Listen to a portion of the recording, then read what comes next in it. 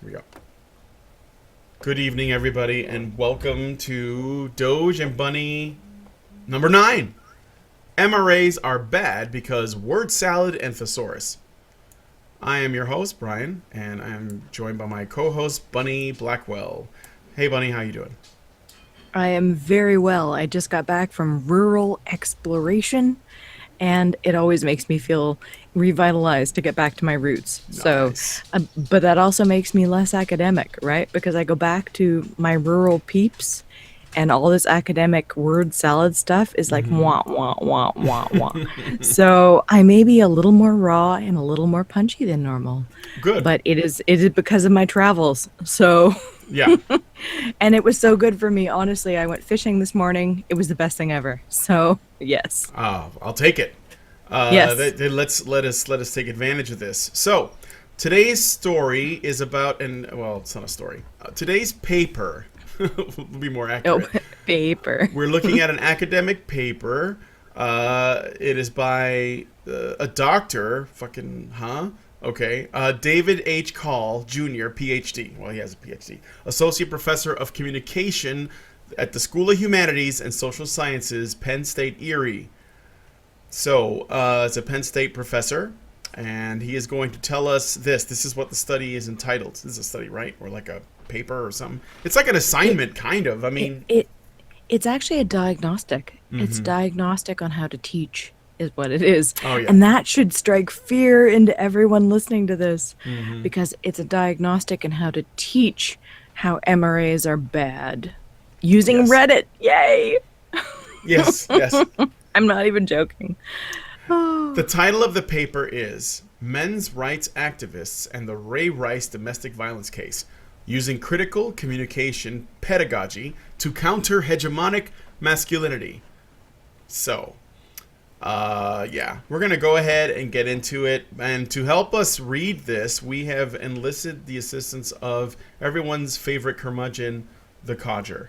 So, Yay. Take it away, Mr. Codger. Courses. Gender communication. Women's studies, men's studies. Wait a minute, we jumped ahead too far. I'm going to go back a bit. Sorry, guys. Allison gave me some weird timed codes. Masculinity. David H. Carl Jr., Ph.D. Associate Professor of Communication. There's some details here. I'm not going to read them out. I think we've heard enough. Get on with it! I'm trying to get on with it! I'm pretty sure this counts as torture, you know. I'm pretty sure you're just a puppet and you don't have human rights. What are you doing? Get on with it! Abstract. Some groups in society communicate in ways that attempt to marginalize others. One such group is the men's rights activists. Oh, okay, I'm going to stop it there. Yes. Oh, Yes. God. Yes, MRAs are marginalizing others. Mm-hmm. That's what they do. That's why they exist. Okay, I'm going to let this play some more. I just wanted to make sure, even though it's our own video, I don't want to run into any weird problems with YouTube. MRAs, who use language to attempt to normalize the subjugation of women through its rejection of feminism. This activity is designed to engage students in dialogue about MRA's response to the domestic violence incident involving Baltimore Ravens running back Ray Rice and his fiancée, Janae Palmer, in a hotel elevator. Specifically, the activity allows students to learn about MRAs and their hegemonic ideology, examine and view the domestic violence incident, and use critical communication pedagogy, the CCP, as a means to examine a MRA's blog devoted to the incident. All right. I got to respond to a few things just to clarify. Okay, guys. No kidding. You're getting a lot of word salad here. This is why I titled this fucking video this way. So, for those of you who may not know, hegemonic ideology is basically referring to what it would be considered to be the dominant ideology. So, apparently, MRA ideology is the mainstream ideology. Projection, thy name is Dr. David H. Call, Jr., Ph.D. And when you hear critical communication pedagogy, that is essentially how to teach critical theory. or cultural Marxist critical theory. It's basically how to teach it. And I think that would have been perfect is if they would have added another C, just to, if it was CCCP would make it extremely clear. I think we need another C in there, and that would be an easy way to communicate the message of critical communication pedagogy. You're getting a bit red. I'm just saying. Got a little bit of red in you. A little bit of red. Dr. Call. So critical communication pedagogy is basically how to teach critical communication skills or how to teach critical theory. That's just so you guys know what this means. There was something else I wanted to comment on. Okay, so they're going to use, apparently, the discussion around the incident involving Ray Rice and Janae Palmer in the elevator, if you guys might remember, I believe this happened in 2014, is going to be the centerpiece around which the discussion around why men's rights activists are bad and they should feel bad and you should hate them. That's where it stems from. It's basically how MRAs discussed or communicated their views on the Janae Palmer, Ray Rice, incident. And also they do so in such a powerful way that women, i.e. feminists, according to the way this guy writes, because he conflates them all the time, are marginalized and silenced because MRAs have opinions and they talk about them on Reddit. Okay. My point here, no. Go ahead. No, there's so much here, Brian. Yes. My point is, for a long time, people have been talking about the rejection of feminism as being seen as toxic masculinity or hegemonic masculinity, or you're a misogynist, you fuck, you shitlord, and now here we have it in an actual curriculum. Yes. Because the rejection of feminism is hegemonic masculinity. All of you neutral, centrist, moderate types who don't buy into feminism, guess what? You're on the MRA side, FYI. And not only are you on the MRA side, you're on the MRA Reddit shitposter side. Exactly. This is the polarity that is being presented. And to be frank, it's, of course, I'd like to think people know it's a false polarity. There's a huge spectrum of views, right? And this is especially relevant because I became compelled to post on my Twitter in light of some criticisms of the MRM. Okay, you're going to make the MRM better? How? Go. Mm-hmm. And the responses I got were fairly illuminating, not always in a good way. For me, anyway, and how I view the world, but, to each their own. But the point is, for many of us who have been quietly or not so quietly seething about the you're with us or against us, here we now have it in a codified curriculum. Mm-hmm. You reject feminism, do you? Well, you are the same as these Reddit posters. So there you go. Choose. Yeah, Reddit posting, fedora tipping, neck beard, lonely, bitter guys that live in their mom's basement. Exactly. World of Warcraft. And apparently, Reddit's post dominates all of academia because it's promoting hegemonic masculinity. Do you know what one Reddit shit post ruins all of academia? Do you know what would happen to me if I cited BuzzFeed? Do you know what would happen? What? I think I might be tarred, feathered, drawn, quartered, and whipped out of the lab. I'm just putting that out there. Yeah, and right. thank God for that, because I'm not sure that's going to maintain itself for very much longer. But rightfully so, right? You're citing Reddit? Really? Yes. Okie dokie. Right. Exactly. Well, you can't question him because PhD. So he's obviously right because he's smart. Letters after the name, clearly. And he's better than you. I'm fucking. Is he saying he's better than you? He's fucking, better than you. All right. Yeah. Let's continue the video. Go. Overall, the activity allows instructors and students to engage in meaningful dialogue about MRAs through the lens of CCP to respond to incidents of hegemony in their own lives. I It doesn't look like... Push it up. Puppet Push it up. abuse. It is a... No, push it up at the back. Yeah. Yes, so it doesn't look like I'm drinking it otherwise. Yeah, but this way it doesn't look like you're holding it. It doesn't look like I'm holding it anyway. Just... Have you left the cap on? Have you left the cap on? Well, what is it? If it didn't have the cap on, I'd just be dousing a rag in alcohol. That's not actually my bag. What is it? It's Cointreau. Cointreau? Seemed like the kind of thing you'd drink. From the bloody bottle? It's encrusted with filth and God knows what. It'd be like licking the sun-bleached anus of a dead buzzard. That's why I left the cap on. Make my hands move. Make my hands move up to my face. I want to do the Jackie Chan meme. No. Get on with it. All right. Oh, Does this rag smell like chloroform to you? I'm so sorry. This was brilliant. I'm sorry, I'm laughing so hard. I had to keep muting and unmuting. It was so good. well, let's go on to the next bit. I didn't know Mike had that bit of comedy in there, but I didn't want to skip it. He worked so hard good. for that. I know, it was so good. Courses. Gender communication. Women's studies, men's studies, sports and communication, public speaking, or intercultural communication. Objectives. Just want to say, most of that shit, defunded. Take that. Please defund it. Hashtag defund. All caps with spaces in between each letter. Okay. Well, I am all for funding education and different educational techniques.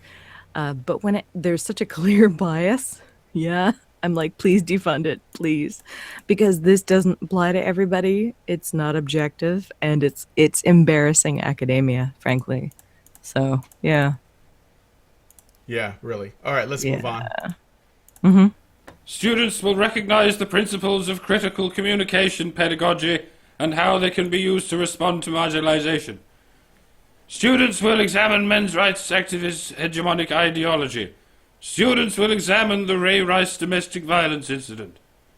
Students will apply critical communication pedagogy to men's rights activists' blog statements to determine how students can respond to instances of hegemonic masculinity that they encounter. I thought it wasn't the job of feminists to educate you on why you're a shitlord. So is this going against their religion, or is this like one of the commandments? Is thou shalt not educate shitlords on? I think feminism? it depends on if you're a captive audience or not. Frankly. Or maybe it's only allowed by people in the priesthood, like at the priesthood level of feminism.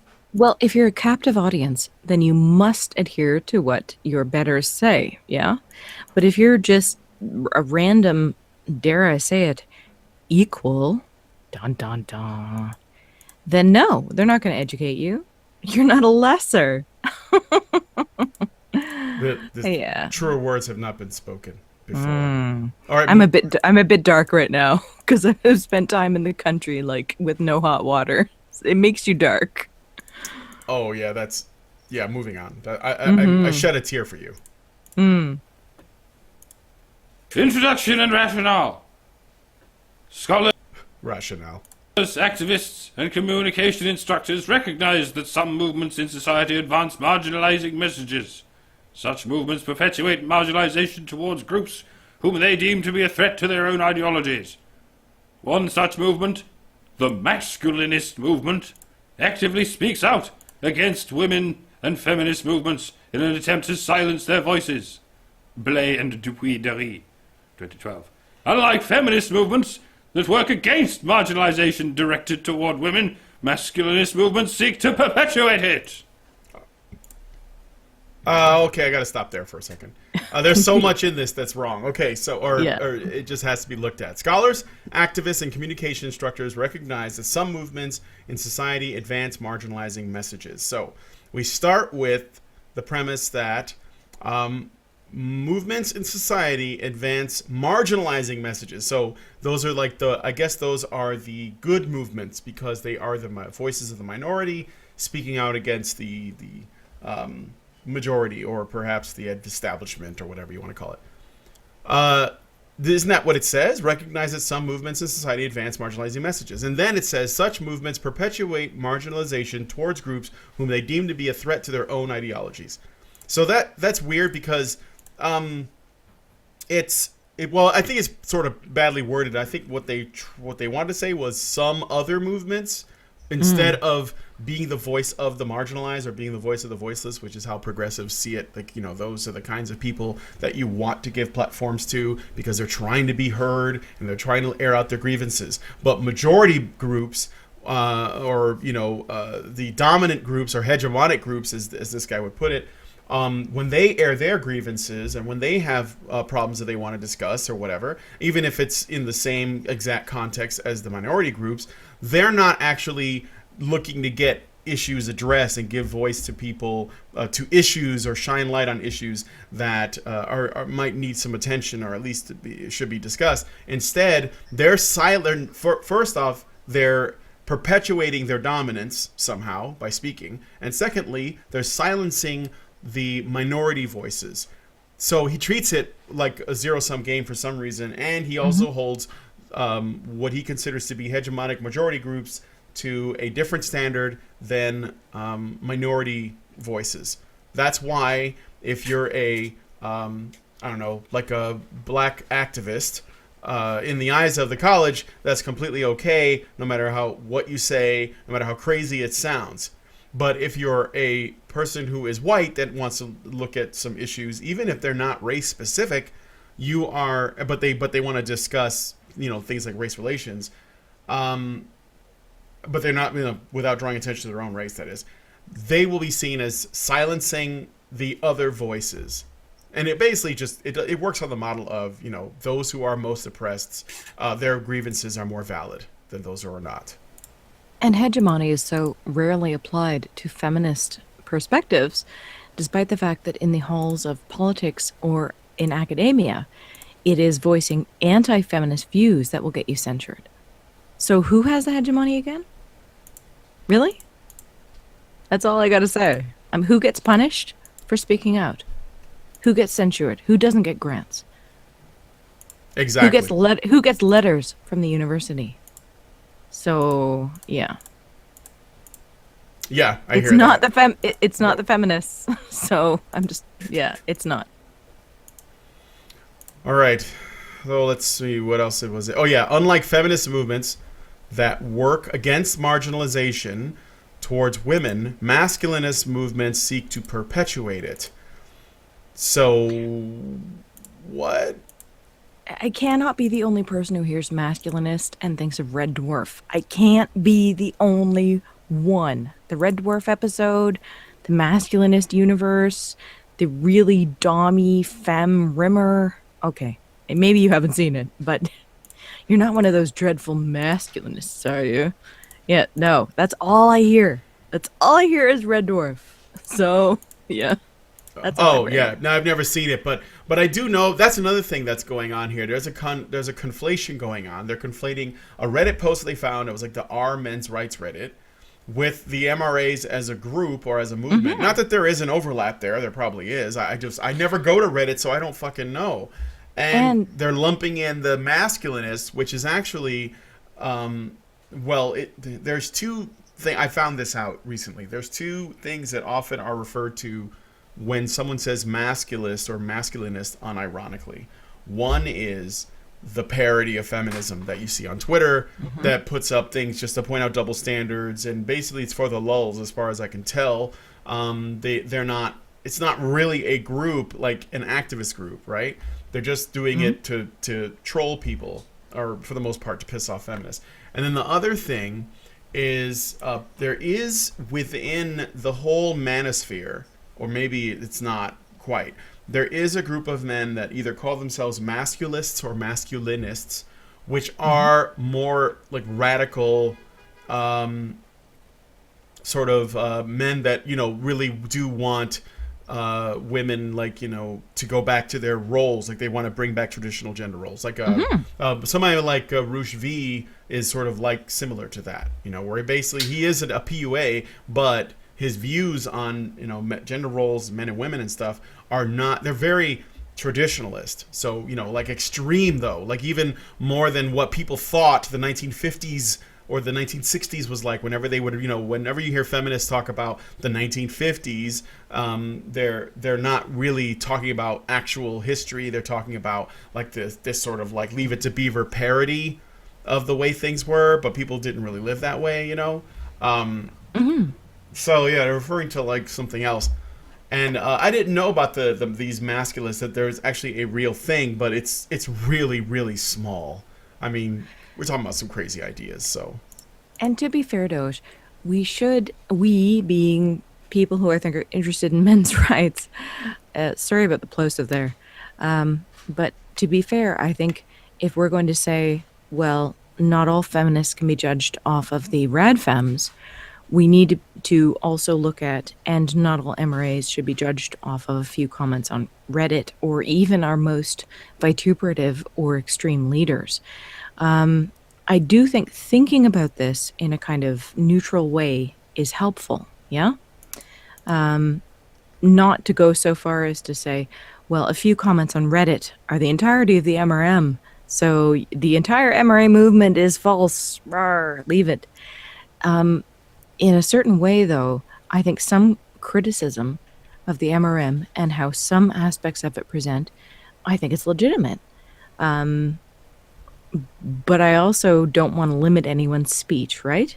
I think people within the MRM are on as much as a spectrum as feminists are. But the distinction is that feminism has enacted laws and policies that have real-world effects for people who don't identify anyway, for people who don't buy into either side, but they're subject to it. And so I think that's an important part to look at. Does that make sense to you? Yeah, it does. I agree with that. I try to focus on criticizing behavior or action and things like that rather than groups. I don't think it's that useful. But there are some, core tenets of feminism that exactly all feminists have to adhere to on some level, which are patriarchy also theory. Yeah, Yep. like the patriarchy itself, right? That I whole can't thing. do it. Yeah, I agree. I cannot do patriarchy theory. It for me, it simply doesn't hold up. So if you can identify with feminism, but you don't adhere to any aspect of patriarchy theory, then we're probably going to get along and maybe even be on the same side in some things. But the second it hits that patriarchy theory, I have to say, you know what? No, I think we need to talk about this more. But so in a way, and all the criticism of the men's rights movements that has been on Twitter lately, especially for me, it's made me think, right? Where do I fall in the grand scheme of men's rights movement? Which is useful, right? Because I'm not a follower and I'm not a just yes sir, no sir. But for me, it does boil down to, yeah, but that patriarchy theory has infected everything. And you have to look at that and go, are women truly victims in our Western culture right now? And that's why this particular curriculum and how it's being taught to students, to me, it is disturbing and shocking, especially as we'll get into the study, how it's being presented. Because to me, it's being presented in such a manipulative way that there is no room for actual discussion. But we will get into that. We need to get back to the puppets. Yeah, let's do that. And then final word on this is that these masculinists that I saw, these guys that are, they don't have MRA interests in mind. They're also getting lumped in there because they're traditionalists, and they want to see a world that really didn't happen return. And it's dumb. It's not good for men. I think that there are some MRAs that are traditionalists, but most of them see it in a really there's no way that we're going to go back to that model, and that wasn't really good for us. So that there's differences. But anyway, let's get back to the video. How many times am I going to have to say the same bloody... Get on with it! Electronic copy available. Oh, I'm not going to read that. Thus, their marginalizing message results in hegemony. Gramsci, 1995, explains that hegemony functions as ideological domination. As one ideology becomes dominant, others are silenced. He states that ideology is transmitted by language. As society shapes what people believe, they engage in domination by consent. As Gramsci explains, although people may not agree with a dominant ideology, they tend to adopt a fatalistic attitude about it, believing that they have no power to counter the dominant ideology. Thus, when masculinist groups use language to subjugate women and their role in society, masculinist groups often succeed at their goal of normalizing subjugation, attempting to make women and pro-feminist men believe that the marginalization that they experience is normal and even acceptable. Masculinist movements succeed when people adopt the fatalistic viewpoint. Quote, "Fatalism is nothing other than the clothing worn by real and active will when in a weak position." All right, I want to go back on this one just briefly. Okay, so Gramsci, whoever this is, who this woman seems to quote a lot, explains that hegemony functions as ideological domination. As one ideology becomes dominant, others are silenced. So, okay, first off, that's bullshit. I don't see how that works. But again, Gramsci is seeing this as a zero-sum game, as though the assumed position is, as an ideology becomes dominant, it not only does it grow in its popularity and mainstream thought, but it crushes anything else that can be seen as an opposing force. And I don't think that's really how that works. But more than that, even if that is how it works, more than that, I think that the idea that the MRA position is the hegemonic one is retarded. I mean, when you think about how much money feminism gets, how many places feminists are, which is, you know, all rungs of academia, they're in politics, they're in the entertainment industry, they're in the news, they're pretty much everywhere. They're working in us. They're every social worker probably. I don't know about that, but it's most of them, right? So they're they're everywhere. They're in teaching. They're in academia. They start the cycles over and over. So they are the dominant. They are the dominant conversation. But I don't think that because they exist alone that they silence opposing views. I think that as the dominant ideology, the people within it tend to work to silence opposing views. But that's not the same, because you can have, I think, an ideology that exists that might have opposing ones that don't actually shrink just because the other one exists. But rather, it's the behavior of the people within it. But this is projection still, because this person is making the assumption, at least I think, that by the MRA position being the mainstream position, which is so ridiculous, that it is there are people within it that are working to silence feminist voices, and that is just fucking backwards. I would even go a little further than that, and I'm sure we'll get into the study itself later. But what this curriculum recommendation is essentially doing is conflating any questioning of how the Ray Rice video went. You are, if you identify in any way with the questioning of the MRAs that are being featured, and I say MRAs loosely because it's an internet forum. I don't know, right? Mm-hmm. Are they MRAs? Do they identify as such? Maybe they're shit posting. I have no fucking clue. Nobody has any fucking clue. It's the internet. But if you identify in any way with their questioning, then you are against feminism, and therefore you are part of masculine hegemony. It's so clever. You know, if I was super evil, I would write something like this. If I was super evil and wanted to push my perspective, this is exactly what I would do. And we'll get into the study in a minute, but they're going to show this visceral footage of a domestic violence situation. And then they're immediately going to follow it with, and how did that make you feel? And then they're immediately going to follow it with, and look at what these people said. Do you want to be like these people? Therefore, like, it is so emotionally manipulative. It is masterful. I don't think it's an accident, Brian. I think this is very deliberate of identifying any MRA questioning or support with, but think of how bad you felt watching that video. You feel bad because you're not on our side. If you come to our side, you won't feel bad anymore, right? We've got kittens over here. You'll feel good if you come over here. Just stop questioning. And I've watched many things on the Ray Rice video on both sides, because I do try to do both sides. And there's so much emotional, oh my gosh, everyone's extrapolating on it. And I mean, we're doing that here, of course. But even when you get down to with her saying, no, this was an isolated incident, and he's never behaved like this, and I understand what happened. And even with her saying, I may be partially to blame, and everyone else on the side going, see, she's got battered wife syndrome. And it's being torn apart by jackals. It's like a piece of meat. You know what I mean? Yeah, I totally do. But now it's a piece of meat that's being codified into how students are going to be taught. Yes, and that's the sinister part. But let's get into the video more. Absolutely. End quote.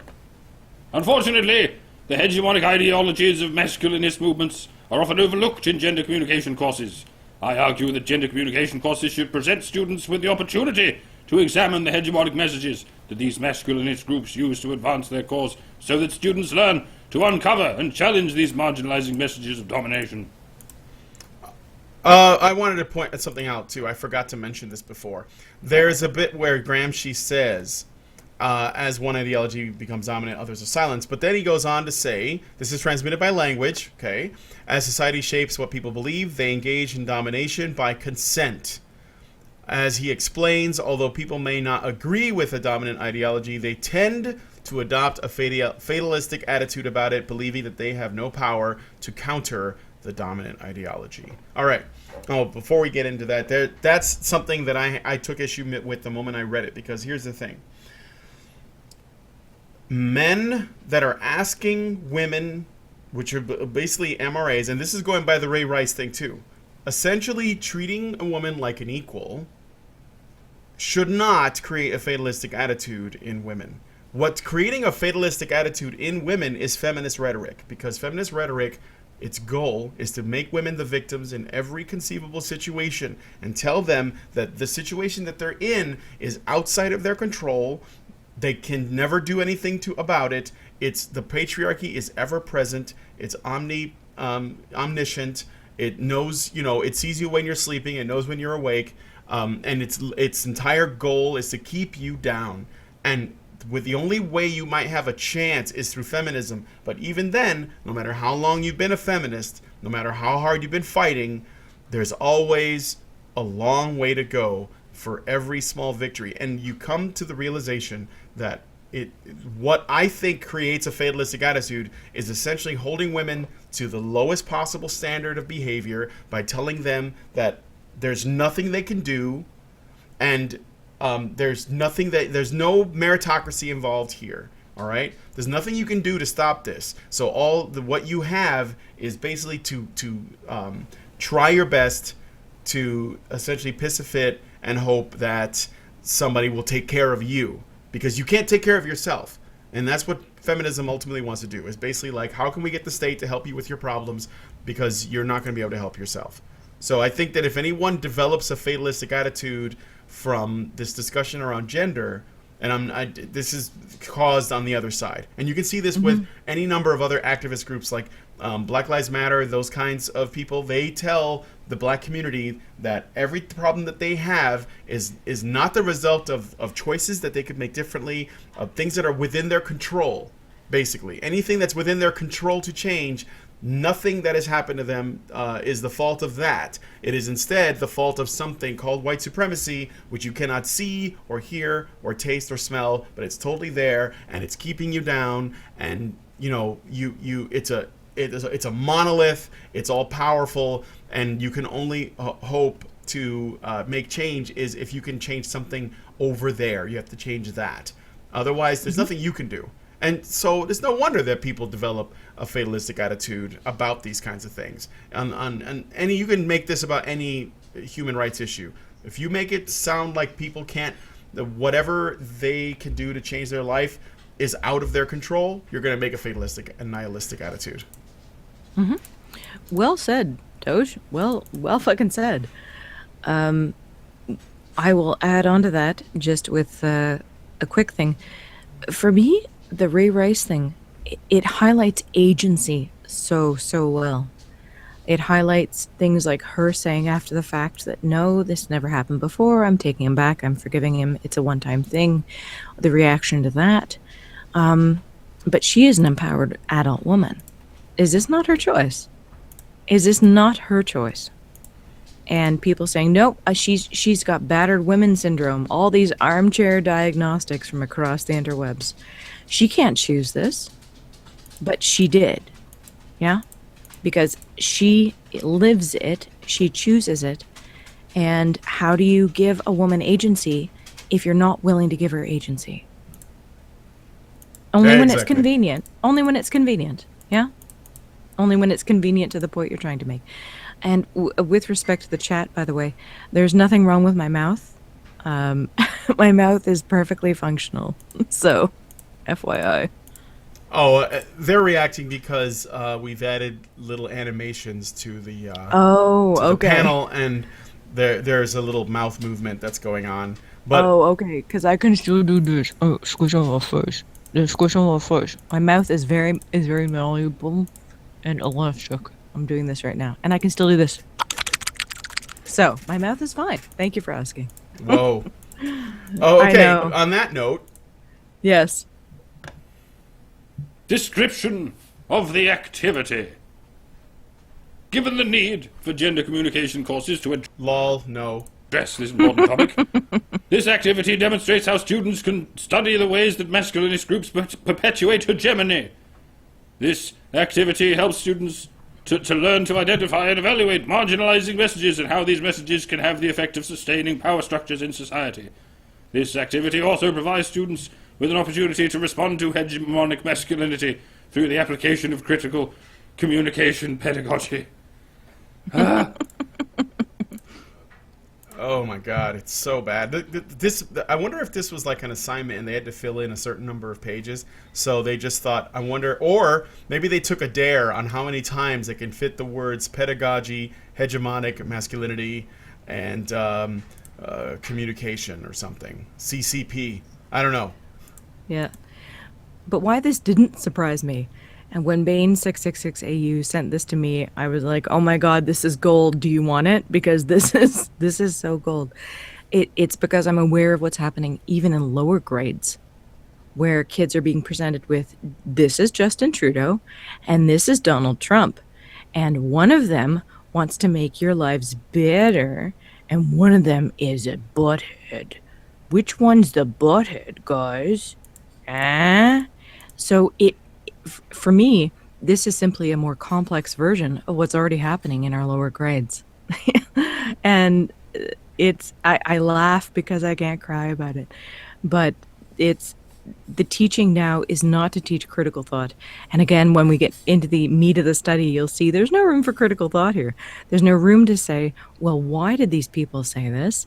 Are all MRAs like this? No. It's, you see how bad it was that he beat her? Well, these MRAs are totally on his side, and that's why MRAs are bad.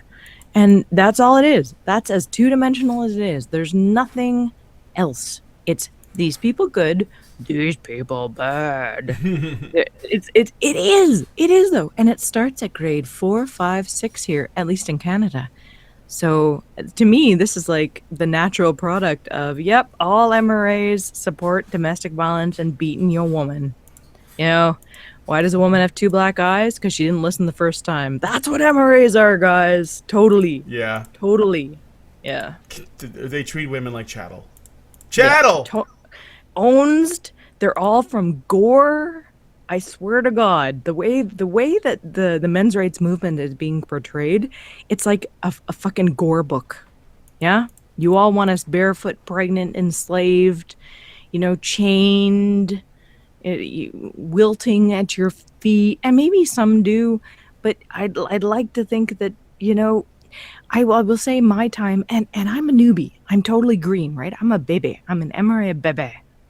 And I have not been treated this way. by the MRA. I will just say maybe it's because I'm a bit on the side of mutton rather than lamb, but no, I've never been made to kneel before Zod. I'm just saying. Yeah, that's true. Now, just to throw it out there, if you're a woman and you're into being chained to things and being really submissive, then that's not a problem, and I'm sure that there are many men that would be into that with you. So that's okay if that's what you're into. But we're talking about a narrative, so Yeah, we're talking about an academic, a literal academic. This is how you teach your children about the MRA. The MRA are bad because they support domestic violence against women. Yeah, it really is that black and white in this particular curriculum recommendation. of course it is. Yeah. Okay, moving on. This activity focuses on the domestic violence case involving Baltimore Ravens running back Ray Rice. This case has garnered much media attention. Therefore, students are largely aware of the specifics of the incident. However, because students are not aware of masculinist groups' responses to the incident, this activity asks students to examine the ways in which a masculinist group uses this event to perpetuate hegemony. Students will do so by engaging in the following four-step process, which are the objectives of the activity. First, students will learn about critical communication pedagogy and how it can be used to respond to marginalization. Second, students will study the men's rights activist and its hegemonic ideology. Third, students will examine the Ray Rice domestic violence incident. Fourth, students will apply critical communication pedagogy to men's rights activists' blog statements about the Rice incident to determine how they can respond to instances of hegemonic masculinity that they encounter in their own lives. Each of these four steps will be discussed below. All right, well, I'm not going to say anything to this, except that was just like a really verbose setup, but we'll look at the four things. Although there is something a little bit sinister about the fact that essentially, because the students, I think the assumption is, because the students have not been exposed to much in the way of MRA talking points, this is why we need to swoop in and get ahead of them, because they might actually learn something. And that is the sinister part. It's the definition of poisoning the fucking well. Yeah, it's really fucked up. So that's that's something important that you should take away from this, guys. Is that people they're essentially, this guy is talking about getting ahead. And the thing is, with education being more about memorization rather than critical thinking, and when I say critical thinking, I don't mean fucking critical theory, because those things one is not necessary for the other to exist.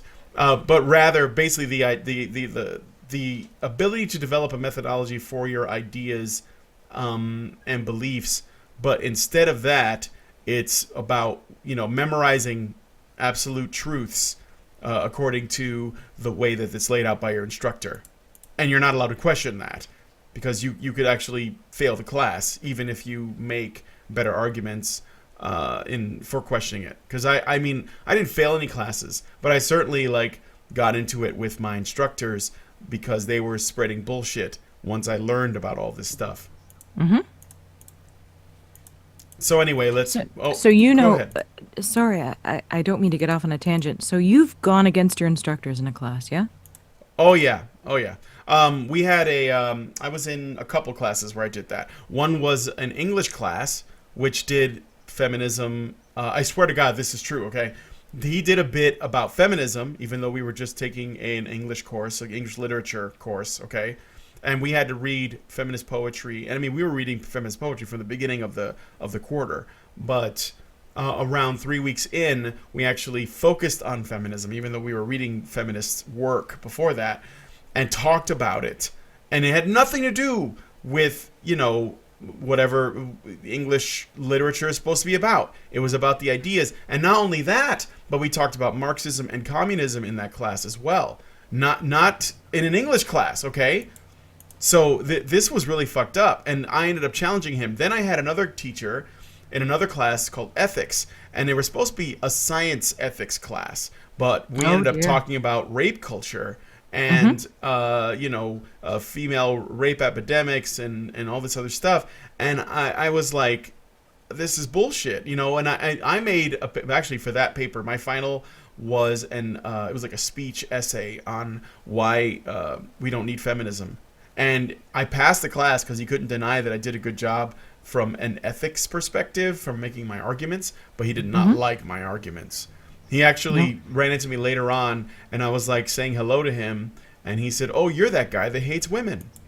And I was like, "What?" No.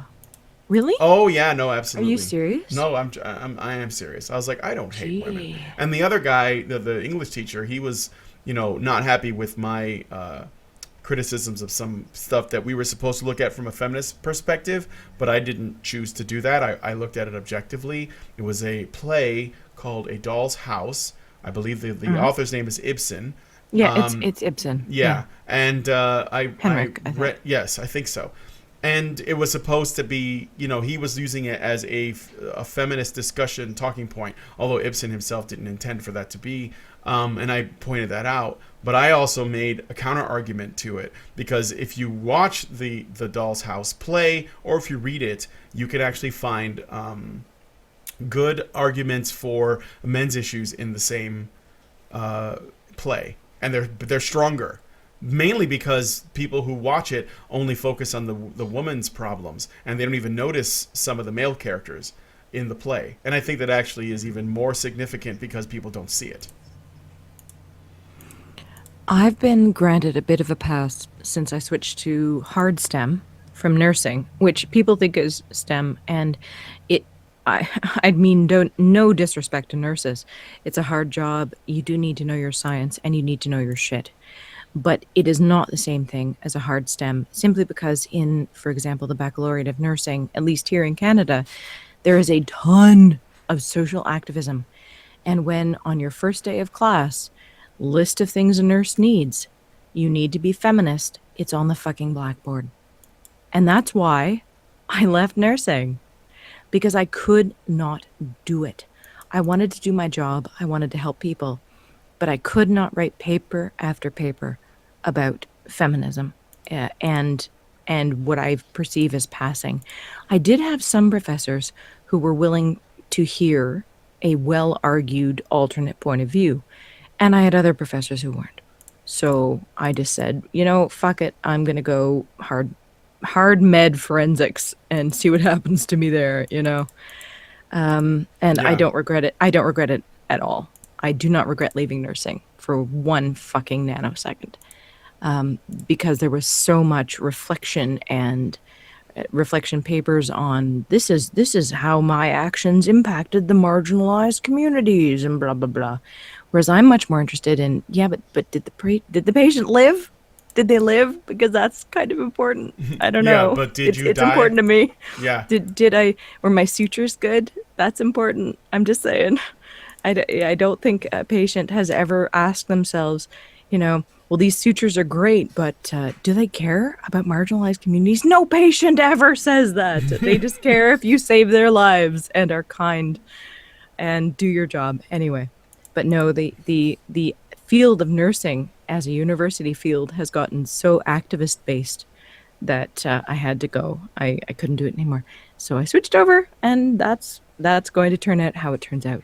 But the general academic field, and this particular curriculum recommendation that we're studying or shitposting on today, hi chat, is so representative of what I've watched happen here in Canada for a long time. Not a long time, but the last 10 years at least. That it is much more important to be teaching the right things as opposed to the correct things. And it's a small semantic difference, but it's not at the same time. So the right things in this case are MRAs bad, and this is why. And all MRAs are like these douches on Reddit. And I can't even say douches because I didn't read every single post, and maybe they had reasons for posting it. But for this particular curriculum recommendation, they took the most argumentative posts from Reddit and highlighted them as how men's don't cares about the women's. Mm-hmm. There you go. Because that's what's important. It's not important that they have good points. It's not important that they have rational points or logical points. But do they care about the women's? Right? Do they care? Yeah, absolutely. Okay, Yeah. let's move on. Okay, continue on. Yes. Step number 1. Learning about critical communication pedagogy. 10 minutes. In this step, students will learn about the principles of critical communication pedagogy in order to later respond to MRAs, hegemonic blog comments. I.e., we'll give you all the talking points you need to make arguments. Thus, this first section will follow a lecture format in which instructors explain the ideology of CCP to students. This lecture will be followed by dialogue. To aid instructors in facilitating the lecture and dialogue, the following section provides a brief description of CCP. I can't do this. Yes, you can. I cannot. I need a drink. You don't need a drink. That was a silly bit. It didn't work. I just need a drink. You don't even need a drink. You're a puppet. I mean, maybe this is nature's way of saying you need a drink. You don't know me.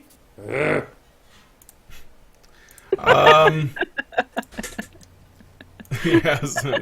Sorry, it's so good. Oh, of course. Yeah. Oh, okay. Let's get into the CCCP. Okay. Electronic copy available at... Oh, for heaven's sake. This is electronic. I hear the anthem in my head. Communication pedagogy. What was that? I hear the anthem in my head. Da, da, da. Yes. I hear it in my head. Yes, that's Thank right. you. Go on. Instructors should discuss with students the idea that CCP is a pedagogical approach that examines language and meaning to uncover power imbalances in society. Carl, 2011. Alan, 2011, explains that the goal of CCP is to make learners, both teachers and students, consciously aware of how power benefits some groups and subjugates others. See that? It's not put out there as a... It's not to be questioned. This is just... It is.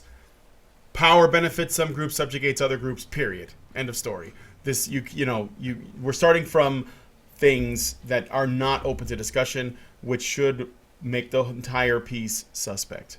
Just putting it out there. Mm-hmm.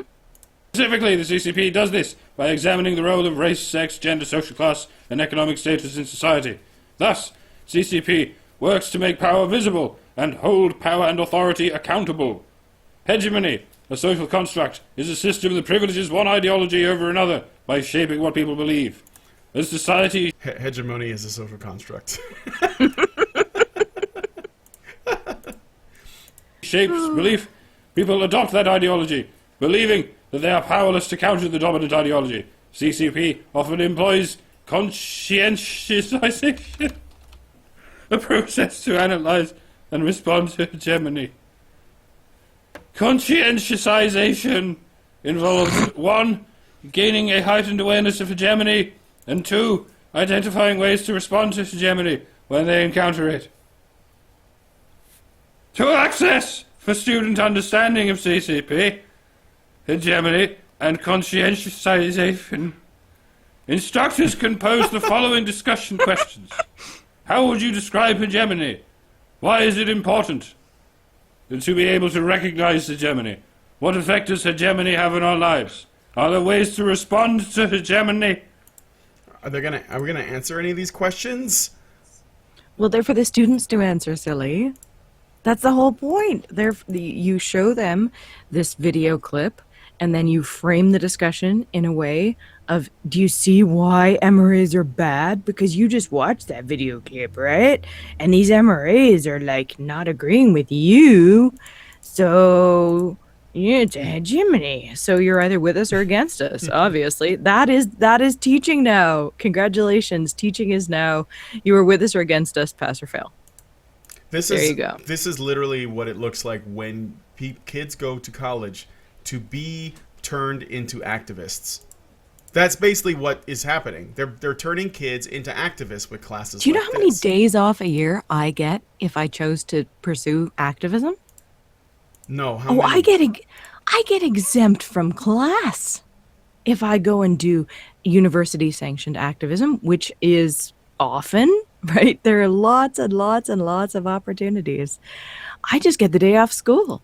And if there's a test on that day, it doesn't matter. It's the same as if you were in a car accident. You just get an exemption. Just go to Capitol Hill. Go.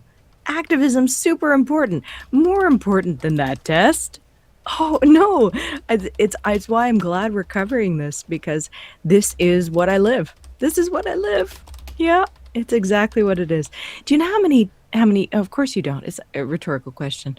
I had exactly one professor who has not stooped to taking pot shots at Trump during class time. Exactly one. And I'm in science, okay? So, of all of my professors, only one did not use class time to extrapolate on their feelings about how terrible Trump is. We're in Canada, right? He's not still, even relevant. What if they're just afraid he'll defund them, even though he's over here? Defund. Go defund. He's going to build a wall. That's what it is. He's going to build a northern wall. That's what they're scared of. But I'm like, but not one of them will mention Trudeau. Not a single fucking one. Nope. Does Trudeau sign their checks? Like, are these publicly paid for? I don't know, like, Yes and no. Yes. Universities are subsidized. So, yeah.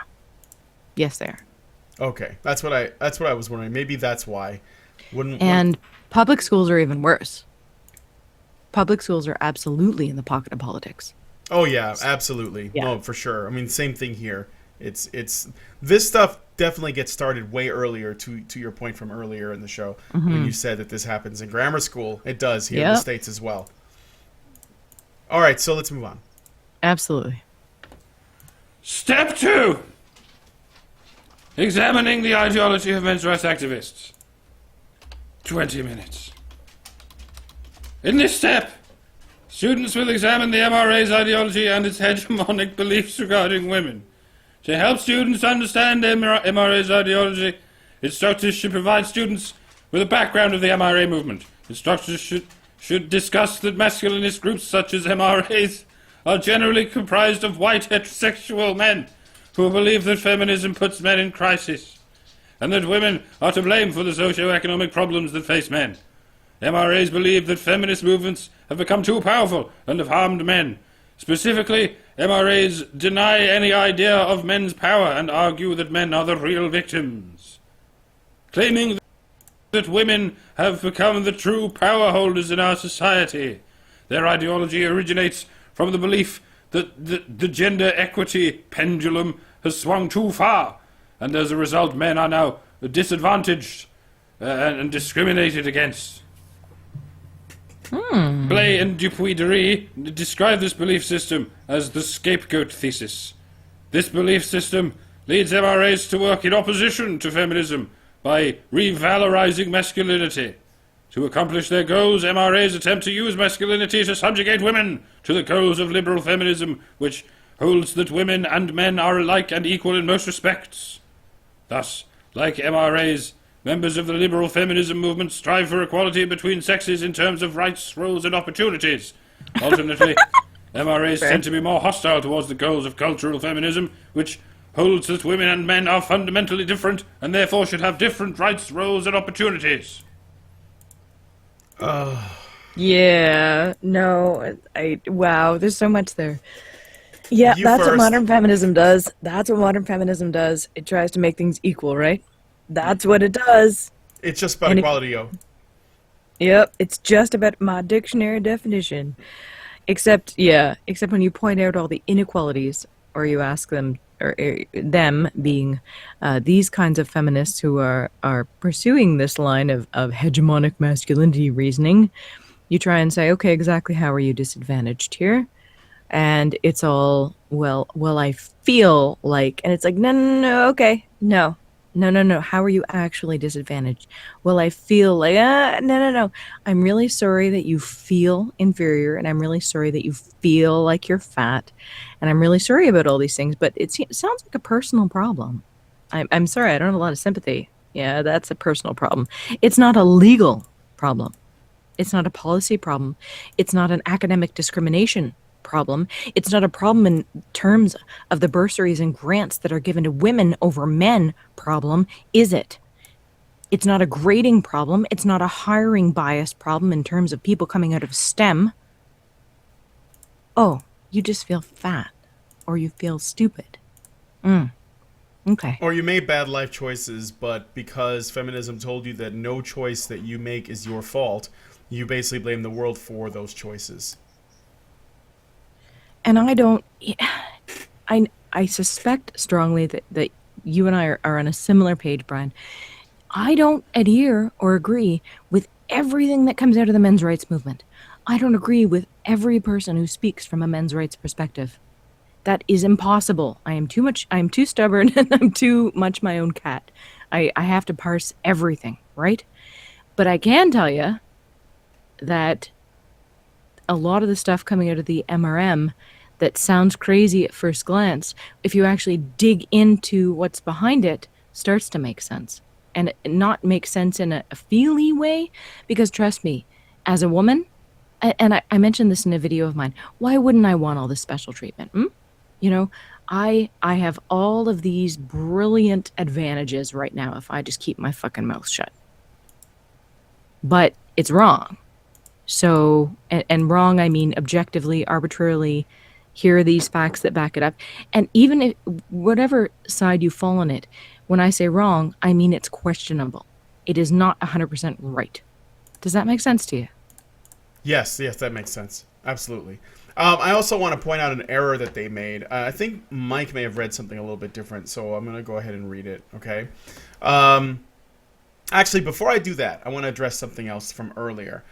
There is a claim, okay, MRAs believe that the feminist movements have become too powerful and have harmed men. Specifically, MRAs deny any idea of men's power and argue that men are the real victims. Now, I'd like to hear where he's getting that, because they put quotes around it as though someone is being quoted. But I think what's being quoted is Flood, 1996, page 22, who is basically making the assertion that men's rights activists deny any idea of men's power and argue that men are the real victims. The fact is, the MRM is not playing victim politics, to my knowledge. I'll put it that way, okay? There are definitely cases where men lose more. Education, homelessness, suicide, workplace deaths, stuff like that, okay?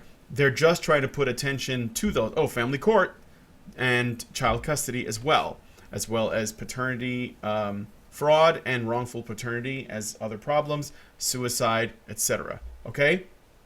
So, those things are real problems, but this is not MRAs playing the victim Olympics and basically making the claim that they are the oppressed class while feminists / women are the dominant class. That's not how this is working out. This is them saying, hey, have you guys considered these problems over here? Have you considered that prostate cancer is a problem that is almost as bad, if not just as bad, as breast cancer, but breast cancer gets this much money and prostate cancer gets a fraction of that money, like a tiny, tiny amount. Can we address these problems? Can we also, this is another common MRA argument, can we please hold women to the same standards that we hold men? Just throwing it out there. Can we understand and acknowledge that women have their own dark side, and that it can be very destructive, and that we have a system that allows women to exploit that in order to ruin men? So why can't we have that drawn on it? But this is not how this guy talks about it. He basically makes the claim that MRAs are saying, oh no, we're the victims because we act the same way that you do. Because that's why feminists treat it like a zero-sum game, in my opinion. Like whatever MRAs want to get, women are somehow losing something, or feminists are somehow losing something. So they have to fight it at every turn. And that's what we referenced earlier in terms of the, if you're not with us, you're against us. The rejection, just to refresh those who are tuning in, we're talking about a teaching curriculum, a pedagogical reference that has the rejection of feminism equals hegemonic masculinity. You are either with us or against us. It has never been so black and white in a curriculum recommendation as a teacher that I have ever seen. Yeah. There is no critical thought. See, the curriculum recommendations that I'm used to seeing are things like put these things to the class, provide this information, and foster discussion within respectful limits of students' reactions to this, right? There is no room for any other student reaction to this other than, wow, MRAs are bad. Of course, yeah. Yep, and which is why when Bain sent it to me, I was like, holy shit, right? Because I thought it was bad in my classes where we couldn't even fucking discuss abortion in healthcare. We can't even discuss the ethics of abortion in healthcare because people get their feelings hurt. And I mean respectful, pro or con or whatever. No, you are not allowed in healthcare where you may have to assist or do these things. We are not allowed to discuss the ethics of it. And the same thing is happening here with MRAs. You are not even allowed to discuss the potential merit or ethics of MRAs. They are against feminism, ergo, they are bad.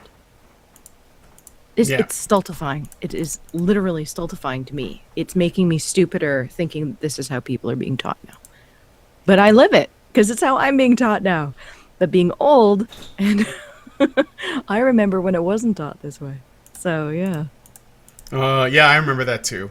All right, I'm going to go ahead and read the paragraph. There's an error that was made when Mike did the reading, so hold on. Oh, crap. I just did some ventriloquism. All right, so their ideology originates from the belief that the gender equity pendulum has swung too far, and as a result, men are now disadvantaged and discriminated against. That's not really what's being argued, but nice straw man. Blay and Dupree-Derry describe this belief system as the scapegoat thesis. So essentially, it's just a scapegoat. Therefore, we can dismiss it out of hand. Nice. This belief system leads MRAs to work in opposition to feminism by revalorizing masculinity. To accomplish their goals, MRAs attempt to use masculinity to subjugate women. Because of those beliefs, MRAs tend to be more sympathetic to the goals of liberal feminism, which holds that women and men are alike and equal in most respects. They tend to be sympathetic to the goals of liberal feminism, which holds that women and men are alike and equal in most respects. Thus, like MRAs, members of the liberal feminism movement strive for equality between the sexes in terms of rights, roles, and opportunities. Alternately, MRAs tend to be more hostile towards the goals of cultural feminism, which holds that women and men are fundamentally different and therefore should have different rights, roles, and opportunities. So, wait a minute. So there's two feminisms here, liberal feminism and cultural feminism? And liberal feminism says, according to this guy, that women and men are alike and equal in most respects. But cultural feminism holds that women are fundamentally different and therefore should have different rights, roles, and opportunities. Is that what's being said here? It seems like there are two different kinds of feminisms that operate contrary to each other, and MRAs tend to agree with one and disagree with the other. I don't know what that's about. I am listening to that, Allison, and I see you in the chat, and I'm not letting you in because I'm only about 12 minutes in, and there's another 12 minutes to go, and we've already been going for an hour. So I don't want this to be longer. But do you hear that? So if MRAs are actually sympathetic to equality, they're like sympathetic to the idea that men and women should be treated the same. That is misogyny? I mean, that's what they're saying here. So does that mean the liberal feminist movement is misogynistic, but the cultural feminist movement is okay? Even though cultural feminist movement says that women and men, acknowledging that they are different, but it basically says that women and men should have different rights, roles, and opportunities. Huh? Yeah. I think if we can, Brian, we need to get to the specific Reddit quotes arguing against the Ray Rice video, because this is actually about Ray Rice, everybody, because we haven't really gotten into that, and how they were considered so egregious. Okay, I'm gonna go if we can. Yeah, I'll go to the tab right now. Hold on. Because apparently it's the Reddit comments that have discredited the entire MRA movement, guys. Just so you know. All right, so just like a reminder, hold on, Allison is shouting. I won't speak long. Allison, please. Oh, hold on. She wants me to let her in. Okay. I'm going to go get the link here so she can make her comment.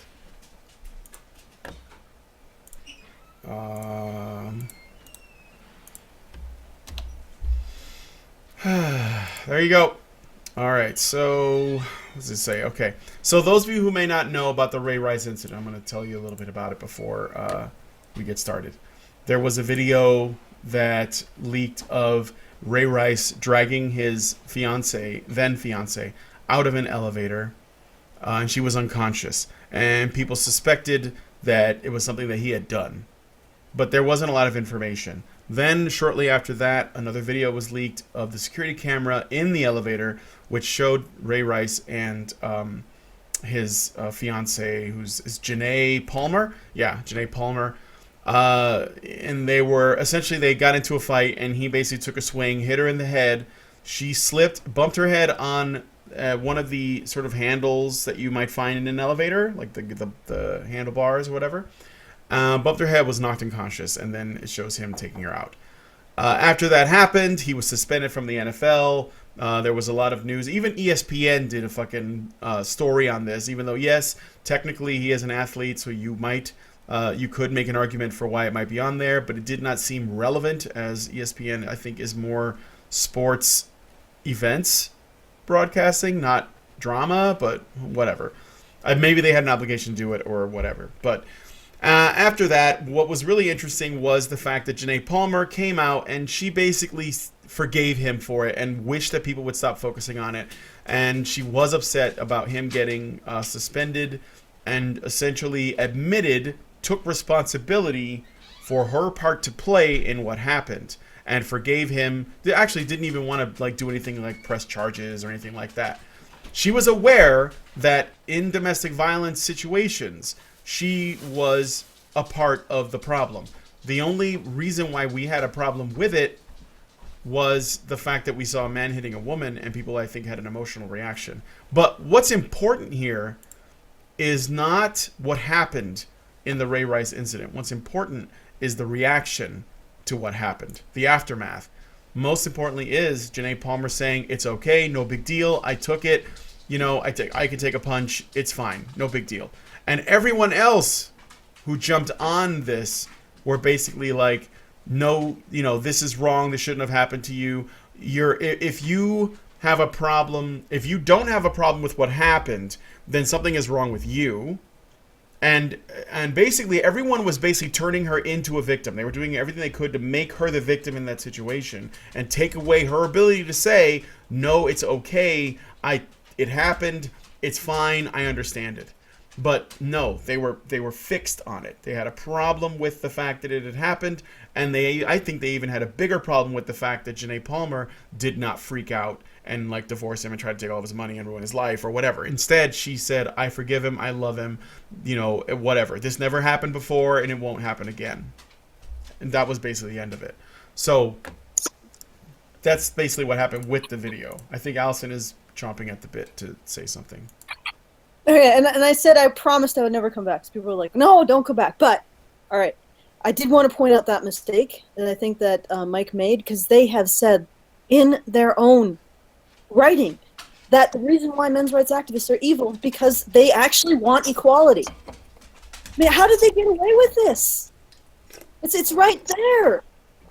Yeah. And I'm just like, I'm reading this and I'm just boggling. So people went through this syllabus and they read this, and how do you parse this? If you're a student trying to pass this course and you get to that line, do they actually do the people who are doing the course, do they actually say this line to the students, or do they just not? Is this just part of the course materials that no student gets to see it? Because this is so telling. In academia, the definition of equality is not the same as might be outside of academia. In academia, the definition of equality accounts for what is perceived as marginalization. So that's where that comes from. I'm not saying it's right. I'm saying that's the mindset. But they've literally said that men's rights activists, they have lumped men's rights activists in with liberal feminists. Thus, like men's rights activists, members of the liberal feminist movement strive for equality between the sexes in terms of rights, roles, and opportunities. But this is the same line of thinking that got us. Black people cannot be racist against whites. Women cannot be sexist against men because of the perceived playing field. So equality does not mean equality anymore. It's a total language shift. And this is what they are teaching. I'm definitely not saying it's right. I'm just saying that's where it's coming from. But they're also teaching that liberal feminists, essentially they've just lumped liberal feminists in with men's rights activists. Yeah. I mean, that's got to be pretty frightening, not just for us. I mean, we're used to being hit with the fish bat of misogyny, but they're now essentially inching liberal feminists into the oubliette that men's rights activists and gamer goobers and Trump supporters and all the evils, even the Bernie bros that we all occupy, the little seething cauldron of misandry at the bottom of the huge oubliette of patriarchy. They're now shoving liberal feminists to the lip. Mm-hmm. I mean, at what point do you just stop and say, if you're a feminist, you stop and say, hey, I actually want to be able to question. I want to actually have my own thoughts. I want to actually identify as a liberal feminist, not be shoved into the oubliette of non-person. Because it looks like they're doing that. They did it to gay men, and now they seem to be doing it to liberal feminists. And I know that they're doing this. They're inching this towards us because this is how they work. They start slipping this stuff in. And then suddenly it arrives like a package from feminist UPS. Yep, this is our new reality now. And if you look back, you can see that they were building it. They were moving the liberal feminists or whatever new scapegoat group is within their ranks. They were pushing them slowly towards the lip of that oubliette, and then bam, it's done. It's a done deal. That's how they freaking did Dear Colleague letter. But I just find that remarkable, and I also find it remarkable that people are not pushing back against this more. Even if you're not a men's rights activist, you don't want to identify as men, you think we're scum. The problem is that you are being lumped in with us if you disagree to the slightest. Now they have this new term that I have actually never seen before, which is cultural feminism. Cultural feminism. Mm-hmm. Men and women and men are fundamentally different and therefore should have different rights, roles, and opportunities. So, cultural feminism. Who decides which rights, roles, and opportunities that men get and which rights, roles, and opportunities that women get? Where did this come from? This is like a completely seismic shift. Okay, I'm just all saying. Right. Cultural feminism is developed from radical feminism, although they hold many opposing views. It is an ideology of a female nature or a female essence that attempts to revalidate what cultural feminists consider undervalued female attributes. It is also a theory that commends the difference of women from men. So that's essentially the difference. But cultural feminism has started to lump any group that is considered marginalized in the same umbrella of feminism because they want all the things. Feminism has all the things. But the downside of that, and I say downside a bit tongue-in-cheek because it's funny as well, is the intersectionality where, well, you're not as marginalized as me, so you need to stand over there. So I think the snake is going to eat itself, frankly, and I think we saw that with the Women's March. Yeah. Mm-hmm. The womanists talking about white women voted for Trump while standing in front of a bunch of white women in pussy hats, and stuff like that. And there was definitely you don't speak for trans and you don't speak for black women. And if you're at the Women's March and you're a feminist and you're not acknowledging specifically the feminists of color, then you are part of the problem. Rawr. And I'm hoping that this ridiculousness actually reaches a critical mass where they all kind of fall apart. But that's mean though. And I don't try to be mean. But I'm kind of in my darkest bunny heart of hearts looking for it to fall apart, and I'm going to fiddle and eat Doritos and drink cognac. So there you go. But I'm waiting. Okay, so I guess after that, there's nothing else. I'm going to move on to the video. To assess for understanding about MRAs, ideology, instructors can pose the following discussion questions. Why do MRAs exist? How would you describe MRA ideology? Why might men believe that they, not women, are subjugated in society? Is the MRA ideology dangerous? Why or why not? I can answer those questions. Why do MRAs exist? Well, because there's a need for this to be given attention, and feminism's not doing it, despite how much that they seem to say how much they say they care. How would you describe MRA's ideology? Well, we already talked about it. It wants to hold women accountable in the same way that men are held accountable. It also wants to draw attention to issues that men have. It basically falls in line, apparently, with liberal feminism. I think liberal feminism might be like, maybe it's like individual feminism, maybe. Or liberal feminism is mainstream feminism, and cultural feminism is like the alternative feminism. I don't know. Why might men believe that they, not women, are subjugated in society? Well, I mean, aside from the fact that I wouldn't say that it is. I wouldn't say that it is subjugation, but I think that acknowledging that men have issues is entirely laudable. So, but again, only someone who can only see the world in the framework of oppressed versus oppressor can see someone asking for help as someone who is trying to be the oppressed as a class for free stuff. You know? Yes, and Brian, with respect to this particular curriculum, I am dying to know, because this curriculum talks about showing the video in the elevator, right? Mm-hmm. Where do they cut it off? Do they show her hitting him first? Or do they just show him hitting her and dragging her body out? Because I am desperate to know if they show the entire thing or just the part where he hits her and drags her body out. I'm not saying any of this is good. It was a giant shit show, right? Yeah. It was a shit show on all sides, as far as I'm concerned. But do they show her hitting him? I want to know. Because I would put money on the fact that that part is not shown. I would also guess that. All right, let's continue. Mm-hmm. Step 3. Examining the Ray Rice domestic violence incident. 15 minutes.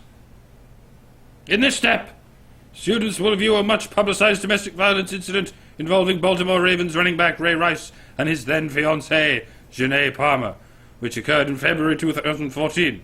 In footage captured by a security camera inside a casino elevator in Atlantic City, New Jersey, Rice is seen punching Janae Palmer, knocking her unconscious and dragging her out of the elevator. Because of the graphic nature of this video, instructors will need to gauge whether or not it is appropriate to show the video for their students. This video is available at... there's a link there. One of the primary benefits of viewing the video is to contrast the obvious violence inflicted upon Janae Palmer with the MRA's lack of objection to it in their blog, which will be discussed in Step 4. To assess for students' understanding of the video, instructors can pose the following discussion questions. What is your reaction to this video? How does this video represent hegemony regarding gender roles? How is Janae Palmer marginalized in this video? Okay. So a few things to unpack in this one. Let's see. So oh crap. I clicked on the link on accident while I was looking at the PDF. Stupid Ray Rice video. What? I've actually looked at the Reddit posts.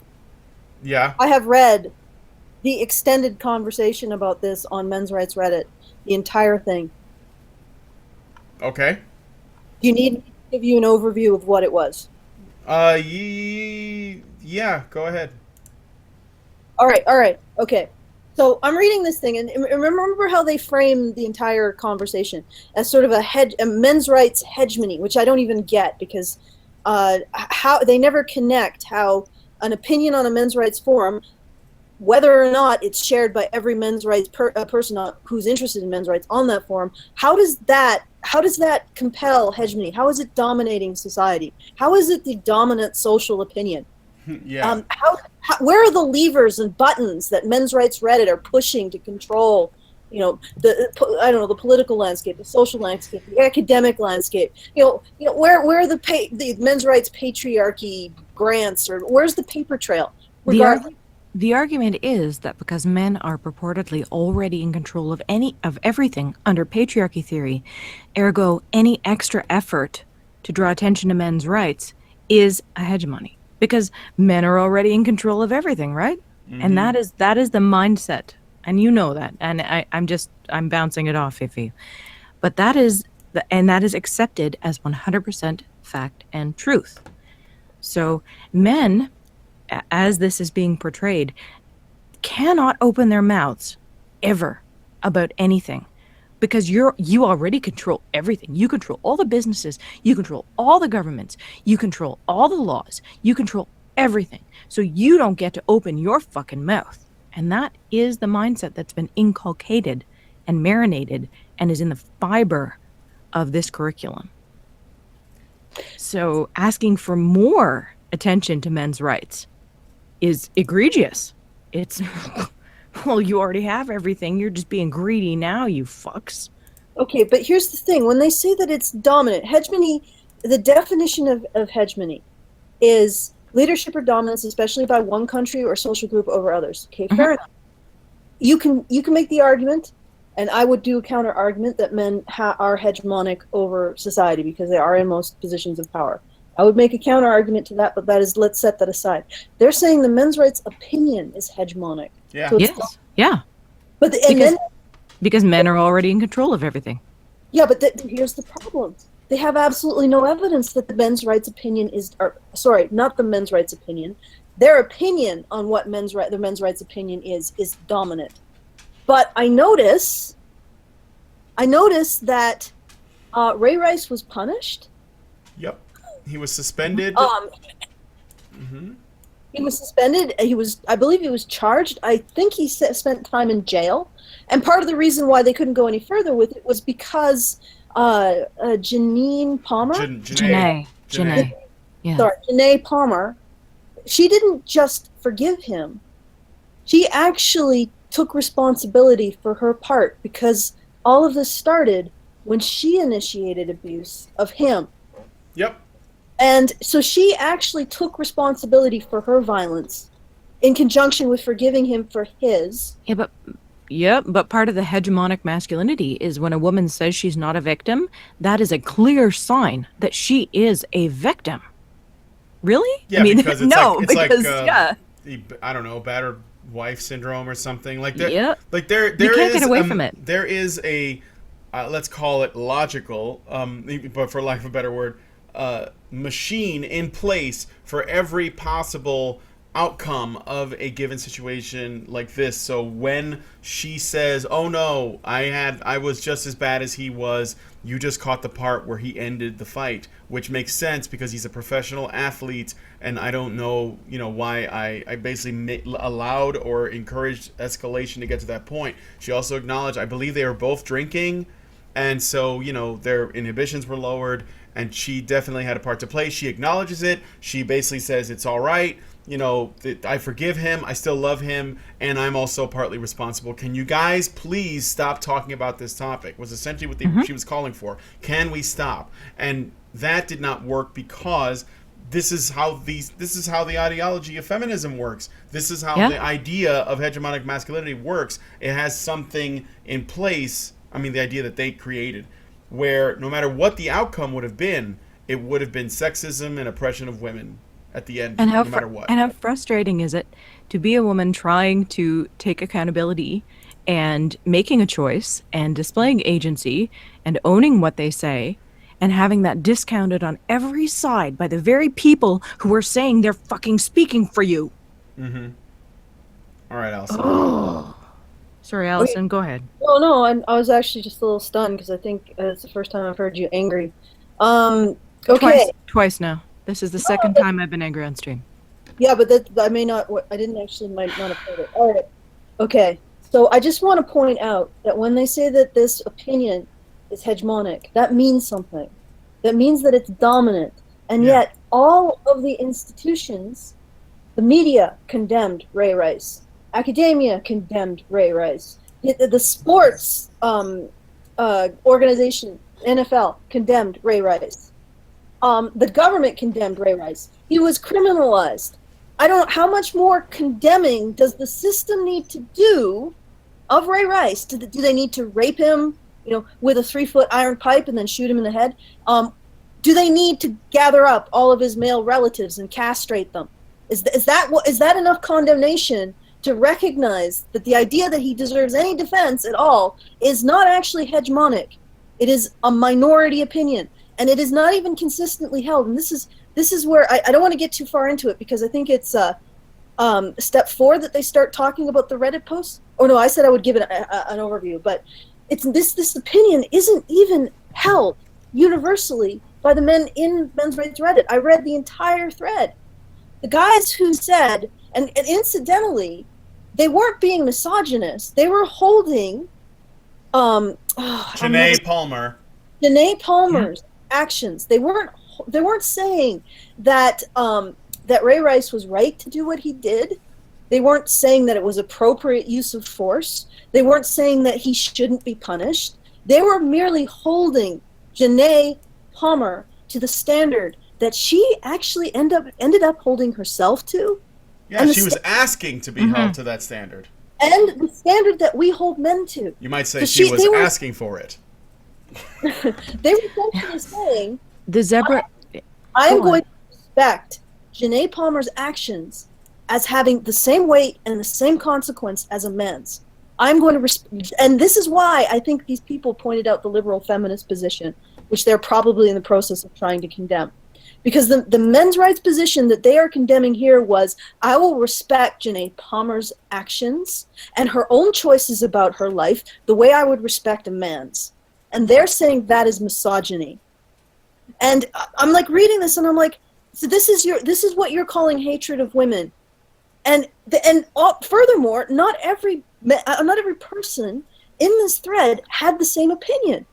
Some of them were really angry at that conclusion, and they could only see Ray Rice's response, and they were going back and forth. So there was no consensus there either. There was no consensus. No, Brian, do you have the zebra comment in front of you? Because yeah, for me, I think that was the one that was potentially the most interpreted in different ways. Would you like me to explain it? This is the quote from the I think this is in step 4 though, so I don't know if you want to watch. Let's get to step 4 first, because there is also a totality. I want to look at this thing in totality too. Mm-hmm. Step 4. Applying critical communication pedagogy to the MRAs blog. 30 minutes. In this final step of the activity, students will apply their knowledge of CCP to accomplish 2 goals: gaining a heightened awareness of hegemony and learning to respond to his presence in society. Specifically, students will read sections of a MRA's blog in which masculinists provide their marginalizing views of the Rice incident. Doing so affords students the opportunity to conclude the activity with a focus on praxis. Gaining a heightened awareness of hegemony. To help students become aware of the hegemonic language that MRAs use regarding this incident, students will read entries in the MRA Reddit.com blog posting entitled Ray Rice, the Elevator Video. The blog where MRAs comment about this incident can be accessed at, and there's another bloody link. The reading and subsequent discussion of this blog helps students to accomplish the first step of conscientization, gaining a heightened awareness of hegemony. To do so, instructors should ask students to read the blog in order to examine the marginalizing language that is generally used in their responses. The following are some examples. One post uses metaphoric language to attempt to explain Janae Palmer's subservient role to Ray Rice. It isn't the lion's fault that they're a lion, it's the zebra's fault for poking the lion when it's just a zebra. Other posts justify Rice's actions. Quote, retaliating would be following a person beating the tar out of them. Retaliating would be continually hitting the person. He used just enough force to stop her continual attacks. Okay. You want to have a little bit more of the context of that zebra quote. Because this is cherry-picked? Yeah, this is definitely cherry-picked. So, okay, again, the statement in the actual article, or the whatever the hell this is, Screed, One post uses the metaphoric language to attempt to explain Janae Palmer's subservient role to Ray Rice. Quote, it isn't the lion's fault that they're a lion, it's the zebra's fault for poking the lion when it's just a zebra. The rest of the post is, quote, you can say he hit her too hard, but I'm assuming you've never boxed. Reactionary punches are fast, and fast punches are hard. What this individual is saying is the following. If you're hitting and physically menacing a trained fighter, you run a high risk of triggering his or her reflexive defensive behavior. How do academics get away with distorting it? It had nothing to do with Jay Palmer's so-called subservience to Ray Rice. The person was essentially saying, if you got somebody who's learned that when someone's hitting them or menacing them, that they need to punch back, you will often trigger the reflex that they have spent years training into themselves to punch back. That's what they were saying. And it has absolutely nothing to do with gender. You could say that about, I don't know, if a really small man and a really large man that knows how to fight. Yeah, or even like if you were, I don't know, if there was a Jay Palmer and Ronda Rousey and Jay Palmer was punching her and getting in her face and she reflexively decked him. You know, you could say that about it. Like, don't do that. Don't try not to menace people who are trained fighters, because a lot of those reflexes, by definition, when you become a trained fighter, a lot of your defensive reflexes are reflexes. You can't control them consciously anymore. But That's what I'm saying. But the reason for the opposition to that particular statement comes from all of the studies on violence against women that indicate that women suffer more repercussions for violence simply because men are stronger. So, but there's nothing else allied with that, right? It's just, when women are beaten, they're beaten way worse. So, and tacitly, what the tacit thing is, men should know their strength and simply never put their hands on women, which of course I don't agree with, right? I'm much more in line with that quote. People, and it indicates people who've never been in a physical confrontation of any kind, because but that's what it comes from. Men, the whole basis for men should not put their hands on women has to do with because men are stronger. And yet the same feminism that will say men should not put their hands on women because men are physically stronger and women suffer more will also say, but men being physically stronger is a social construct. You can't fucking have it both ways. But that's where it comes from. But in this instance, this is something very specific. They're saying that this specific person is referring to her subservience, but it has nothing to do with that. It doesn't matter that he's a man. The point was that she was a trained fighter. Anybody can be a trained fighter. So he's got reflexes now. All trained fighters end up with reflexes that will trigger unconsciously. Yeah. So you have to be careful not to trigger these unconscious reflexes. And it's not that they're even intending to be brutal or cruel or mean. It's that they now have a set of unconscious reflexes that they rely on in many cases to keep themselves alive when you're dealing with soldiers, and in some cases to reduce the damage when you're dealing with trained fighters who fight for sport. But this is a really female kind of opinion. Have you studied hockey at all, Allison? I don't know if you have. I'm totally canucking out here. Have you studied hockey at all? Yeah. I mean, do you mean the researchers have a female opinion? Absolutely. I mean, the researchers are coming from a very female and female-centric opinion. The reason this comes up is I was listening to something on the radio today and researching it about a coach trying to intervene on a hockey fight. And it was between a couple of 15-year-olds. And he actually pulled one of the 15-year-olds off and threw him to the ice. Now, keep in mind, the 15-year-old was like over 6 feet tall, was beating the shit out of the other player, who happened to be the coach's son, which is its own thing. But there were a whole bunch of women posting in the comment section saying, you're a grown man. They were only 15. It doesn't matter they were over 6 feet tall and over 200 pounds. You should never have put your hands on them. Because women and children, right? It doesn't matter if your life is being threatened. It doesn't matter if you're hit. And that's the other thing. There's a lot of misperception about physical capability. Generally, most humans, or actually all humans, are basically glass cannons. A man may be able to hit harder than a woman, but a 150-pound woman can kill a man with a punch to the head. Mm-hmm. And she doesn't have to be a trained fighter. She can just get him in the wrong angle. Human beings are in some ways very, very, very fragile. It doesn't matter how strong you are. If you are hit in the wrong way at the wrong angle, you can get killed. And there was a news report about a 150-pound woman never trained in any kind of combat sport. There was a party bet, drinks. She punched, decked a guy, killed him, just laid him right out. Oh shit! That's like The Last Boy Scout when Bruce Willis killed that one guy. Yeah, he just bam, went down like a ton of bricks and never got up again. Holy I'm not shit. kidding. Hashtag humanity's so fragile. When somebody, anyone, even a 90-pound woman starts throwing punches to someone's head, that is deadly force. I don't care that what these individuals are talking about with Jaina. She was absolutely right to take responsibility for her use of deadly force.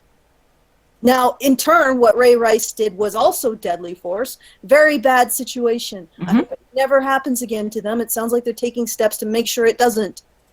But I'm not kidding here. Doesn't matter if you're a 90-pound woman. Once you start throwing punches towards someone's head, even if they're a 200-pound guy full of muscles, what you are doing is a potentially lethal, aggressive act. And you take responsibility for it. But what I agree with you. And what I wanted to say to these women who are saying that, no, you're a grown man, you should have just taken the beating that 15-year-old was going to turn on you, even though he outweighed you and was taller than you, he was 15. Ooh. Telling an entire group of people, so when someone's beating on you, if they're younger than you or they're a woman, it doesn't matter if they're actually doing damage to you. You just need to cover your head and curl up in the fetal position. No. Not only is that unrealistic, because it's unrealistic, because people will defend themselves. They want to live most of the time. It's what you do.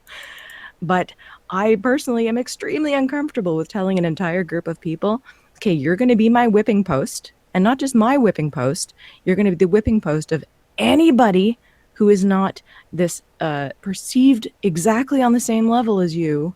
And they should just be able to beat you around the head, and you have to curl up and take it, or else you're a bastard. No, people defend themselves. It's going to happen. It's like telling all black people, if a white person comes at you, just take it. How would that go over? I'm not going to tell. It wouldn't. It wouldn't. You can't do that. Not only can you not do it, but it's unethical to do that. Because this actually, you hit on something. Because the average black person, has more muscle mass and is slightly larger than the average white person. So essentially, if we held this true, then black people should have their violence towards white people should, regardless of statistics, be regarded as a horrifying action, whereas white people's violence towards black people, whatever. No, it's not ethical in my book. So I see it happen all the time. And again, the Ray Rice video, I think the zebra quote was, I'm going to say zebra. Okay. I know some of you don't like my pronunciation. All right. Anyway, but the zebra quote, I entirely see where it's coming from. I also see how easily it was taken out of context. And that is why you don't rely on Reddit quotes to make an academic curriculum recommendation. Woo! Do I get an award? Do I get a teaching award now for saying, hey, teachers? No, because you're not connected to the right people. Fuck. I totally am not, actually. Yeah, I bet you're not. So not. I'm flagged in like 3 schools by now. So let's not move good. on. Yes. End quote. Some RAs posts blame the handrails in the elevator for injuring Palmer. One MRA stated that it was her head hitting the rail that caused the knockout. The blow seemed to just knock her off balance. If the blow was bad enough, there would be pictures. I have yet to see pictures of significant bruising. Why is that so? What's wrong with that statement? I mean, actually, that is what happened. It looked like. But I guess saying that is bad because it takes away Ray Rice's obvious agency, and it gives it actually, yeah. I mean, it may even give Janae Palmer agency in this situation to some extent. Allison, go ahead. It's because it substitutes outrage for critical thinking. What is wrong with that? It's an analysis of the situation to try to figure out what happened. It's what you do in any kind of rational environment, like a courtroom or academia. Oh, wait. Mm-hmm. Academia is not a rational environment. All right. All right. Another MRA, after calling for the removal of handrails from elevators, stated that Ray Rice should be playing football this Sunday. To assess the students' understanding. Didn't he end up being reinstated? He was suspended, but he was reinstated to the NFL. I don't know if he, because there were other questions. Like even after they allowed him to come back to the league, there was concerns. Who would hire him? Exactly, there were concerns about who would actually put him on their team. So I don't know if he ever found a football team to play for because this. I mean, maybe he did. I can look into it. I don't really know. But as I understand it, though, the fact that this was a question that was brought up would tell us that if there is a chance that he or anyone else who is in this same situation, despite the fact that his fiance said, no, it's okay, I'm not a victim and I had a part to play in this happening, I love my husband or my fiance, please, just can we stop talking about it? It was bad for all parties involved. We all take responsibility. Let's move forward. But the fact that despite her saying that and wanting to take responsibility and wanting to protect her husband and stand by him, despite that, there was a chance that he could still not have a job in that field. Yeah. And okay, I have a provocative question for the both of you. Okay, bear with me. Let's just say, for the sake of argument, for 1 second, that she was systematically abused, okay, and went on record saying, I choose to stay with him. Do any of us have the right to say, no, you're not allowed to do that? You're clearly you need to be forcibly removed from him. You're not allowed to choose that because I think that's a dumb choice. I can answer that. I don't live in a society where the government or anybody else has the right to override my own choices about my life. Unless it's taking away someone else's liberty.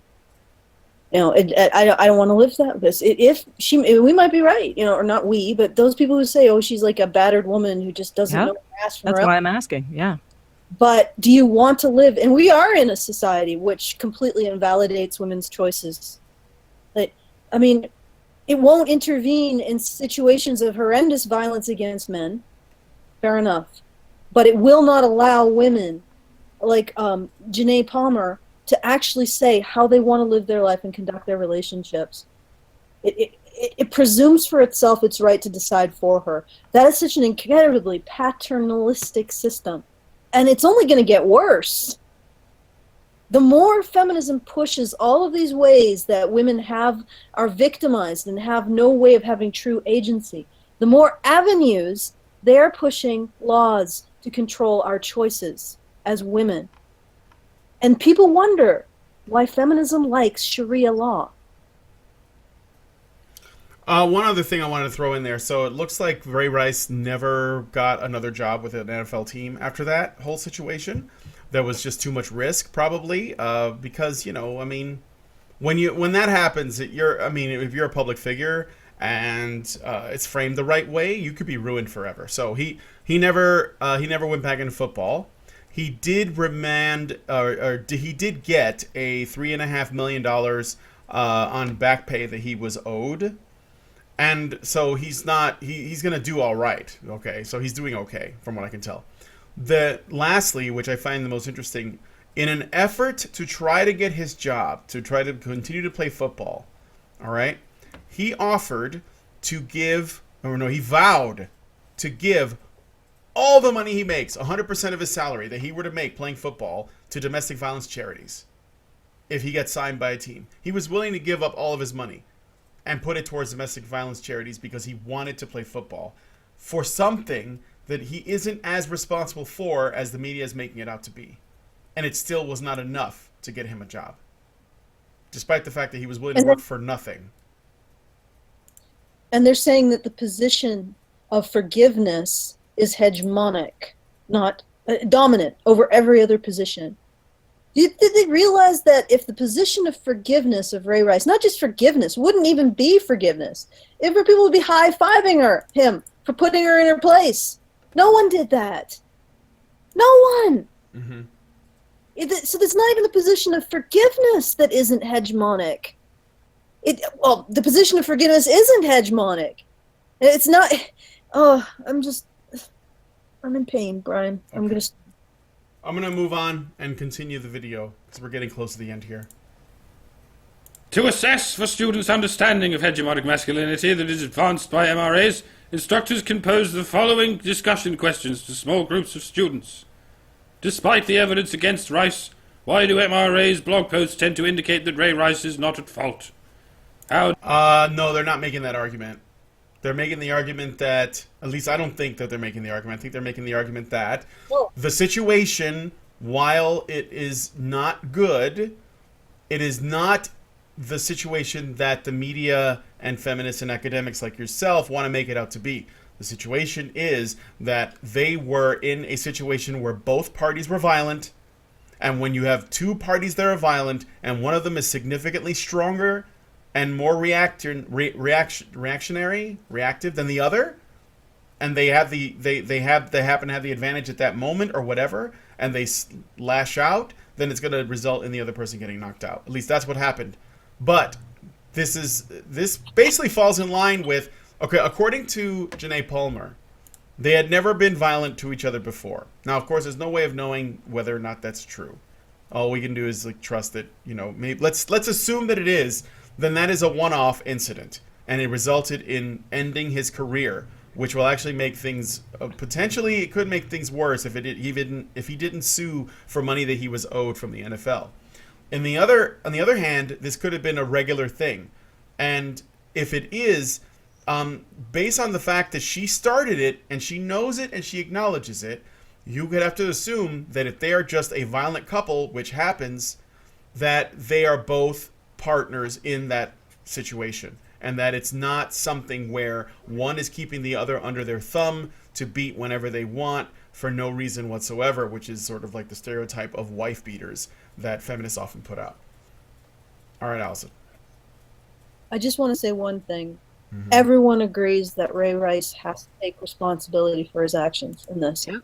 There's nobody in the who doesn't agree. Maybe one person. I think you might be a troll, though. The only question is whether or not Janae Palmer has to take responsibility for the abuse she engaged in prior to Ray Rice's actions. And there's some men's rights activists who say yes. There's some people who don't identify as a men's rights activist at all who say yes. And then there's almost every institution in society that says no. And then there's this academic paper that's trying to say that the hegemonic position is not the position taken by every institution, including the one that charged Ray Rice with a crime. That's not the hegemonic position. The hegemonic position is the minority position that, yes, Janae Palmer had a role to play and some responsibility to take, which she herself said she did. Yep. And Reddit is now being used as a means of teaching our next generation of academics why MRAs are evil. Mm-hmm. Yay, standards! Yay! All right, moving on. Standard. How does the MRA language subjugate women? How do their comments justify male violence against women? How does their language silence women's voices? How do these blog postings reflect MRA beliefs about power distribution? How do these comments advance their cause? How does society empower MRAs in ways that legitimize their rationalizations of Rice's actions? You do realize that when questions start with the word how, that means that whether or not something is true is irrelevant because now you're working under the assumption that it either is or isn't, depending on what they want you to know. That was my point earlier. There's yeah. no room here for anything other than the conclusions that are already reached. Yes. It's brainwashing. It is straight up brainwashing. Yeah. Something to point out. Okay, moving on. Learning to respond to hegemony. All right, before we go into the learning to respond to hegemony bit, I want to go back a little bit because we're almost at the end here, but I want to look at the steps. Okay, go, Allison. Bye.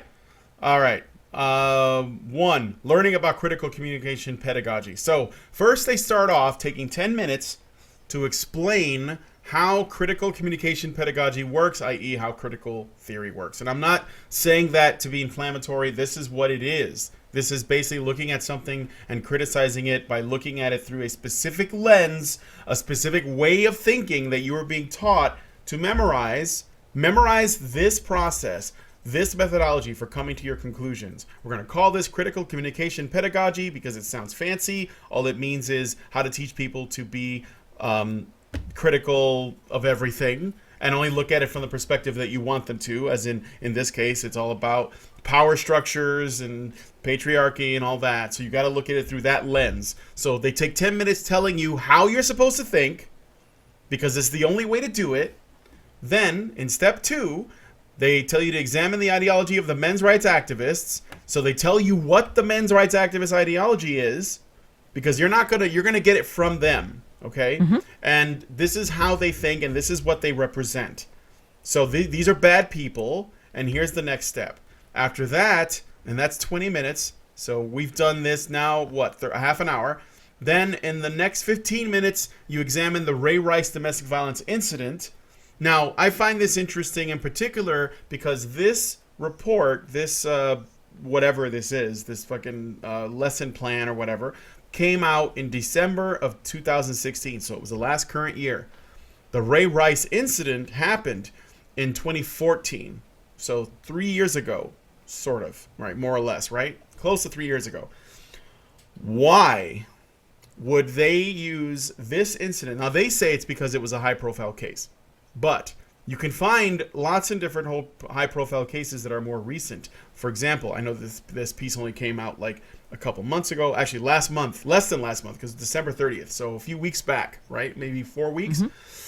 There are incidents, such as one of the ones we're going to talk about in the next polecat, where an Indian woman cut off a man's penis with a sickle because he was she suspected him of being unfaithful to her. There are cases where a gang of women gang raped a guy, and they put it on video. It was in the UK. There's lots of other incidents you could find that are more recent. So I have the question: why choose the Ray Rice one, even though it's almost 3 years old?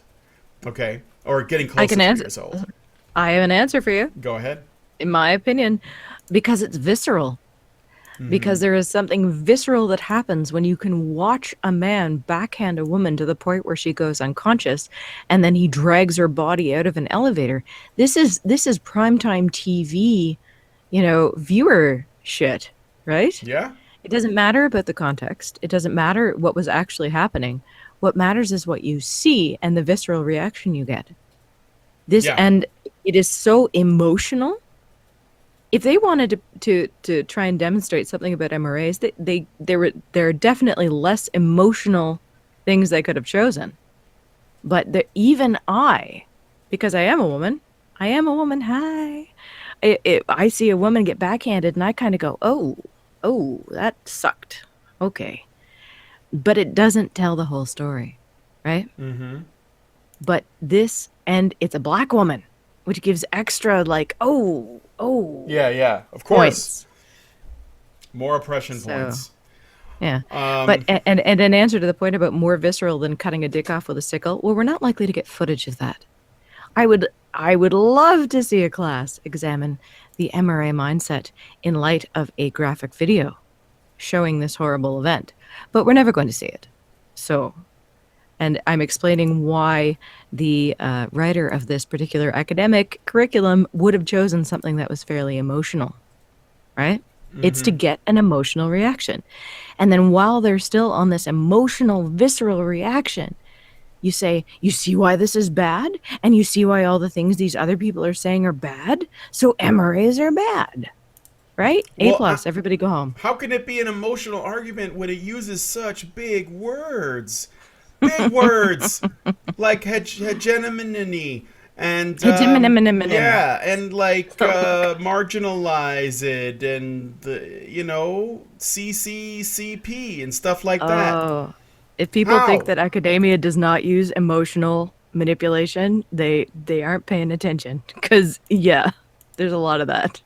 Oh no, I don't. I mean, like I said, I was Yeah. in college. No, I know. I had lots of run-ins. Okay, so in 15 minutes we look at the Ray Rice domestic violence incident, which is exactly what Bunny was saying. The point of it, why select it? Because it will garner an emotional response, especially after you've already been told how you're supposed to look at stuff, how you're supposed to criticize things, how you're supposed to evaluate the data that you have been given. Basically, you've been given the methodology that you must use, and then you've also looked at the ideology of MRAs, so you found out how bad they are, and now you look at the incident where a man hits a woman, and it doesn't even matter if they show you the entire... I don't even think it matters if they show you the entire context of the video. But I clicked on the link that was supplied there, and essentially it's a GIF. That there is a video, but there's like a GIF that shows on the video, which is him hitting her on repeat. So there are people who may not even play the video, and they may just stop at that. I won't play the video because if there is sound, it will basically make the stream go crazy, and I don't want to do that. But even if you show the entire context, after you've gone through that entire the other two previous steps, it is likely that you will not see how she was an aggressor and how to part to play in what happened. You'll also, just because it's a woman getting knocked the fuck out, have an immediate visceral, as you were saying, response to sympathize with her. So it almost doesn't really matter. So, and then we get to step 4, where you have to apply your now learned critical communication pedagogy to the MRA blog. Now, the fact is, when it comes down to this study, or this curriculum thing, whatever this is, this doesn't have anything to do with Ray Rice. It's just using the Ray Rice incident to essentially tell you how to feel about MRAs. So it doesn't really matter. They would have, if they had something more convenient that was older, they would have used that instead. But they use this because it will get the results they wanted.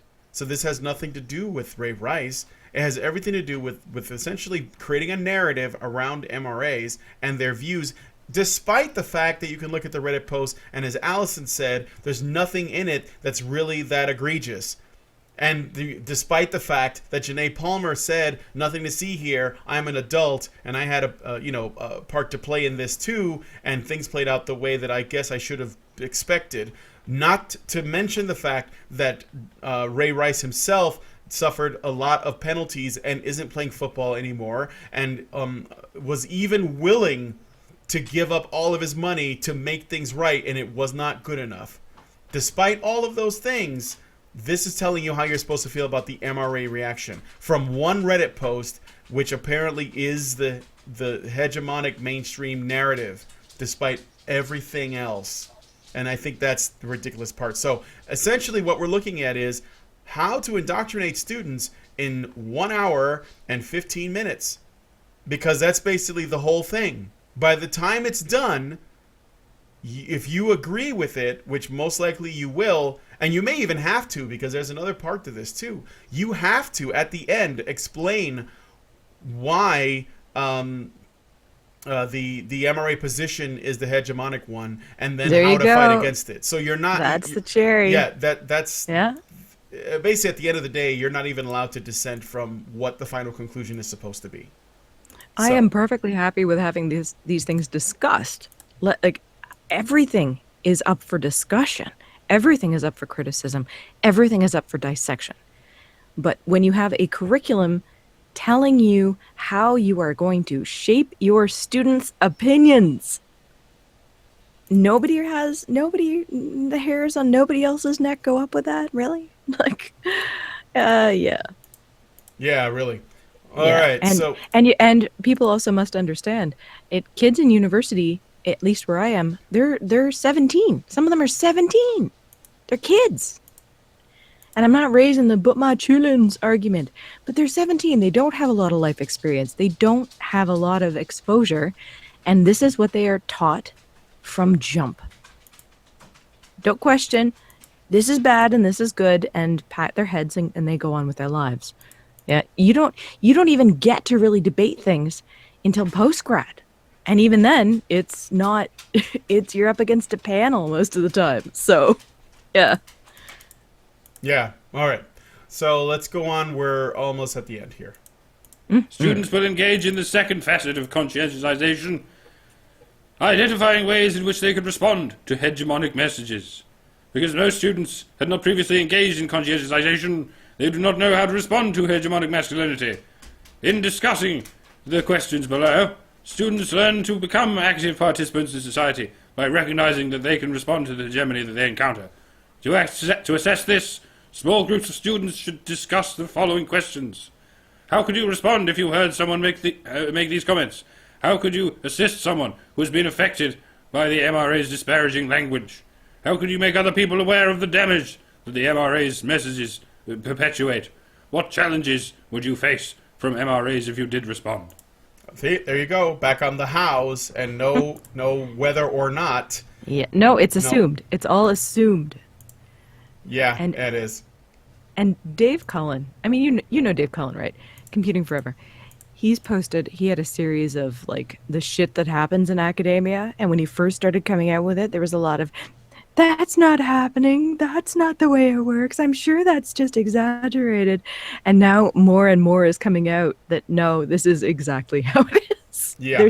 It's not whether or not feminism is needed. It's not even if feminism is needed, it's why everything against feminism is not needed. It's gone so far over. Not just not needed, but why everything that's against feminism is patriarchal hegemonic oppression, and why it has to be fought. It can't just be dismissed and say, well, I don't need that. That's like me saying, would you like more fries? And you're like, no, I'm good. This is more like, would you like more fries? And you're like, no, are you trying to fatten me up so you can eat me? I'm going to fight you with every fiber of my being, you fucking shitlord.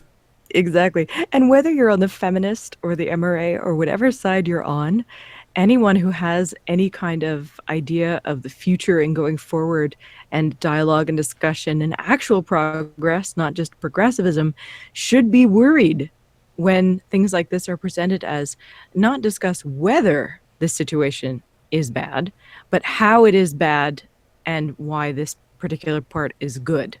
Because that is so clearly shaping the conversation.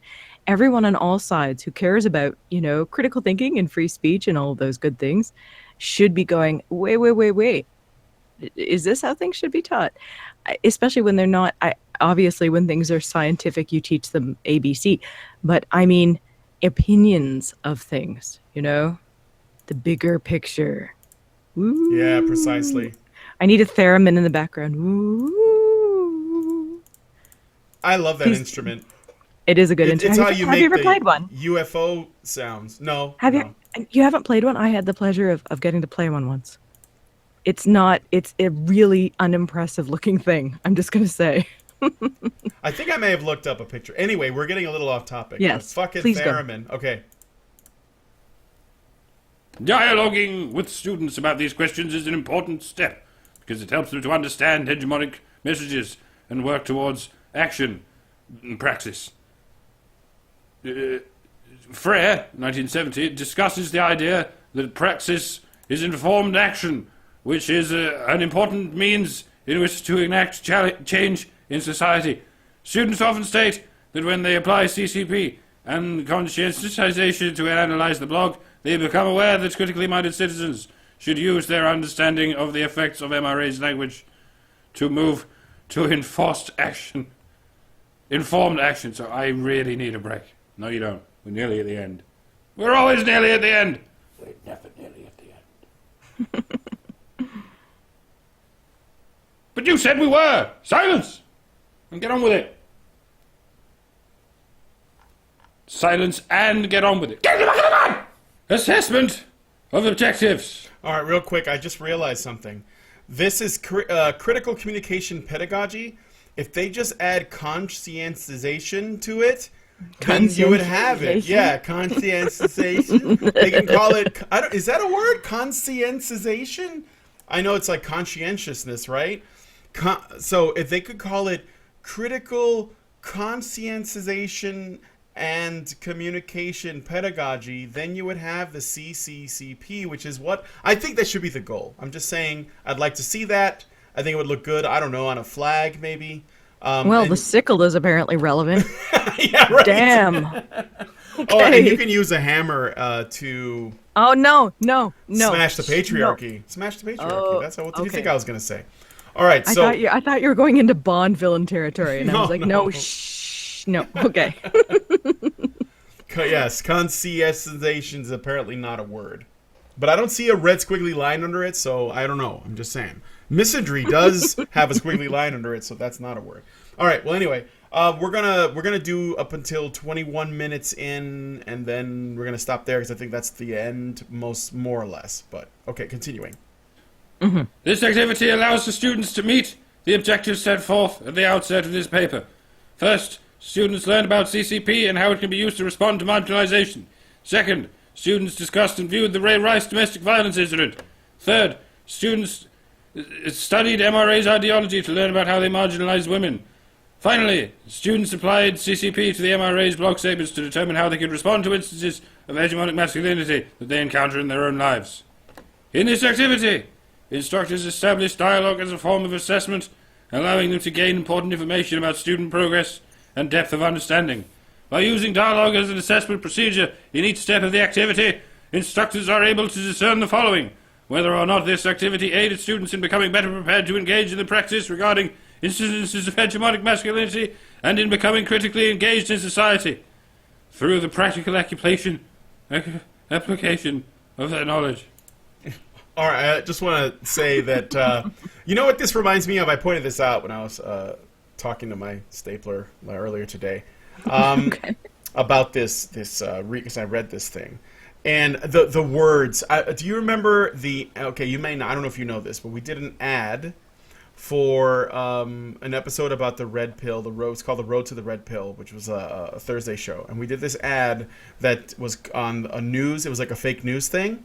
And there was a cartoon of like a newscaster that Mike did the voice. Well, Mike did all the voices, but there was a newscaster in the middle, and there was a Dr. Vayina, I think it was, and she was like a puppet, and she had like this mannequin mouth, and then there was the Badger with the badger, which was misspelled intentionally with some misogynist fag, and they were going back and forth. It was a mock-up satirical interview, and when they had whenever the feminist spoke, she would just spit out words, like a word salad of just like hegemony and conscientization, and it was like really fast, very funny shit.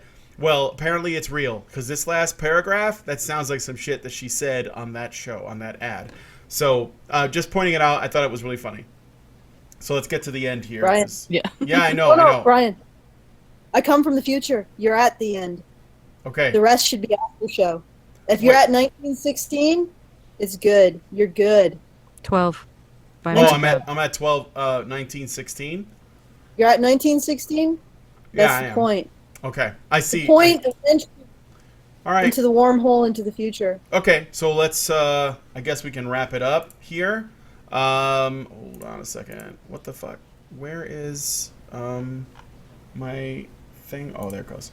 All right, so, well, there's not much left to say. I mean, in summation, I think that Bunny and I went through it, and we basically pointed out the issues. Essentially, what we're looking at is something that teaches you how to think, sets up what you should be responding to and how you should be, and then supposedly encourages a dialogue at the end, but it's not really a dialogue, right? Because the conclusions are foregone. Before any of the work is done, the professor that would be using this method or this particular paper to make a class in order to teach kids about hegemonic masculinity in the MRA movement, they already have their conclusion laid out, and now it's just a matter of getting this information to the children.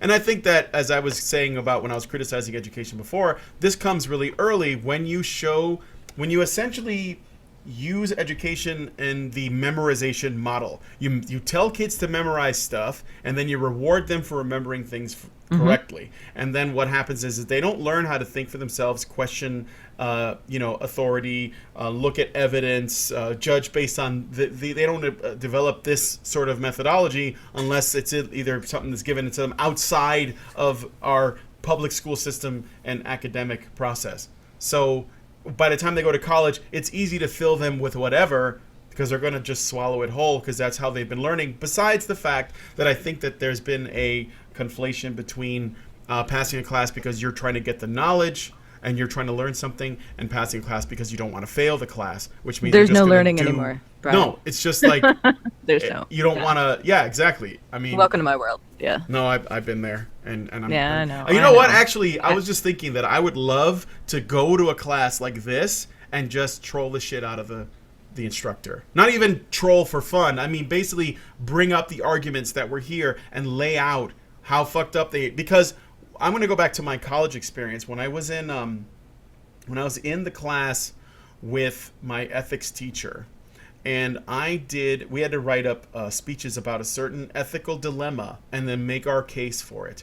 And I chose feminism because I had been newly introduced to the honey badgers. I wasn't doing the show or anything, but I had been newly introduced to them, and I was watching all this stuff, and I was watching all of Karen's stuff. I mean, I got into it mainly. I found it because I had friends who had essentially gotten out of really bad divorces where they lost half their shit. I was seeing that there was a problem between men and women, and a friend of mine brought up the grass eaters and told me about them, and I was like, what's the grass eater movement? And he basically mentioned what it was.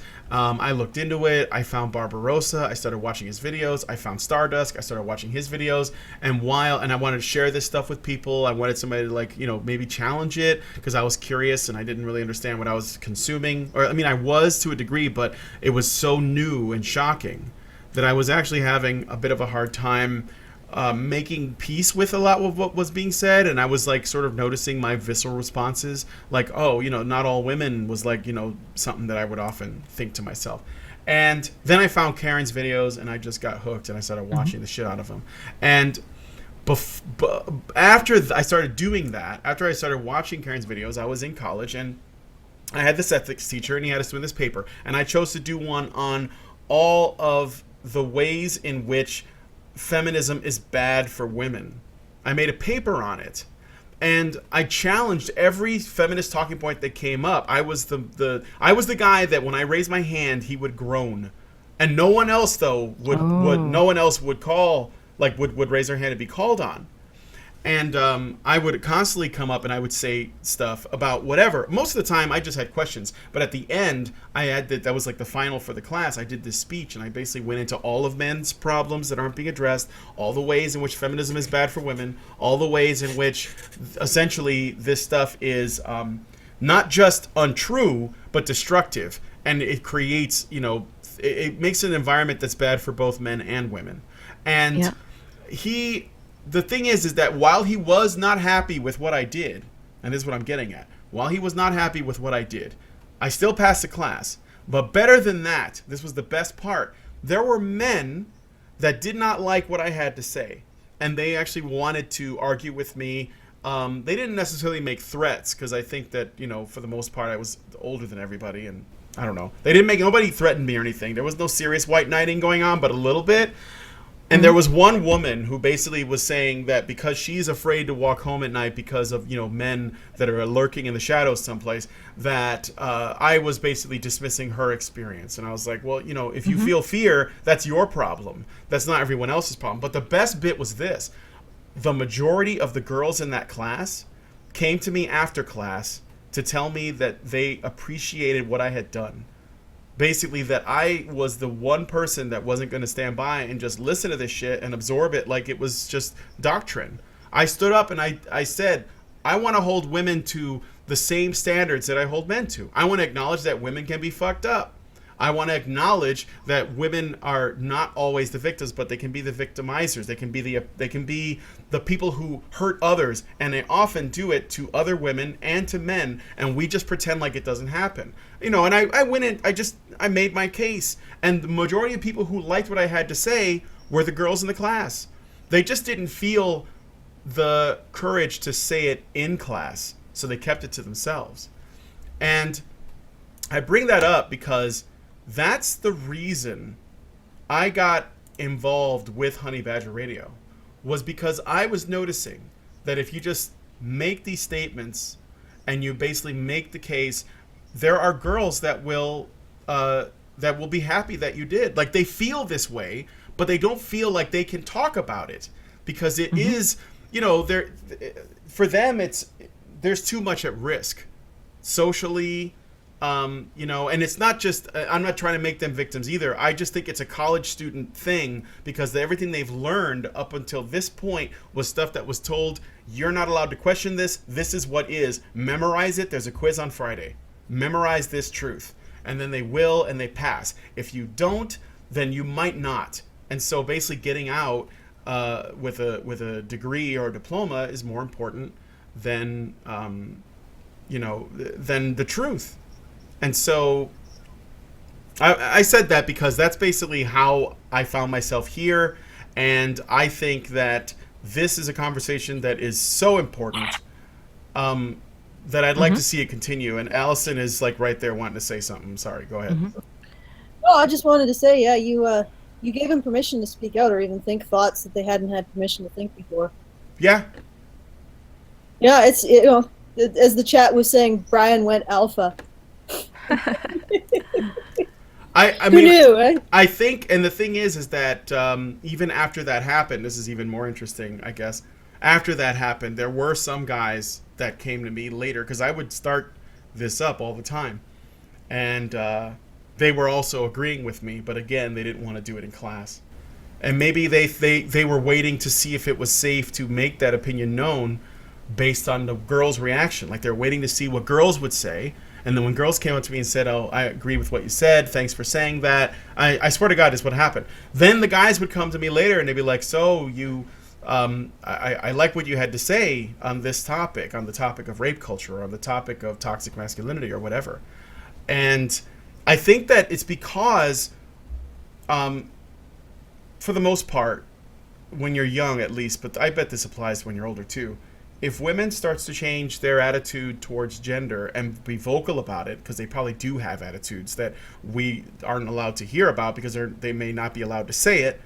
If they are allowed to say what they think in this regard, and they are allowed to agree with a man that's making arguments to hold women accountable and responsible just like they would a man, when they feel like they can make that statement and not have to worry about whatever the consequences might be, then men will follow and do the same.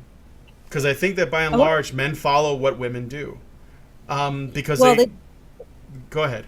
They want to know that they're not going to lose opportunities, I think. Exactly. Exactly. I'm saying, we're talking about, 19, 20-year-old guys that are probably still trying to figure women out.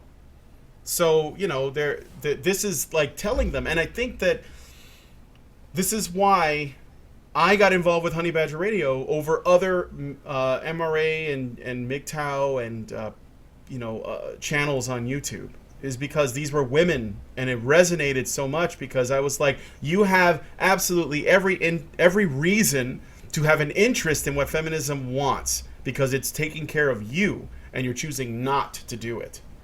So that, I think, alone is more powerful. And you're not coming from, because you also have traditionalist women that will also be anti-feminist, but they're doing it because they're still interested in men's servitude and they need their utility.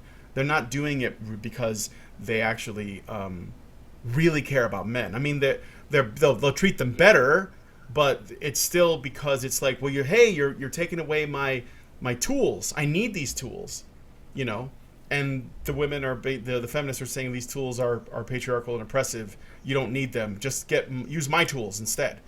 And I don't think either of these things are really good for men. And I think most MRAs are not traditionalists because they recognize that this is just, I mean, there's really not much of a difference between traditionalism and feminism, except in traditionalism, at least men, they get like ceremonies in their honor when they die, whereas feminists just don't give a shit.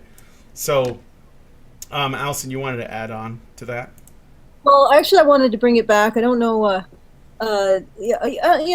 Become part of the movement. Become alpha. All right. No. I want to just address some points earlier in the stream and tie it into something that I read regarding this or what Bunny was saying about equality. They presume that women are not equal to men, so they need to put in place these things these advantages for women to make them equal. But here's the question: what is their formula? What is their schema? What is their exit strategy for this? When do they know that women are equal to men?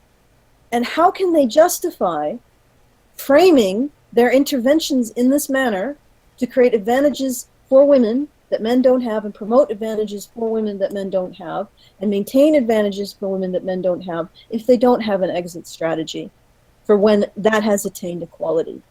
Because it seems to me that that is an incredibly unethical, to the point of tyrannical opinion or position to take.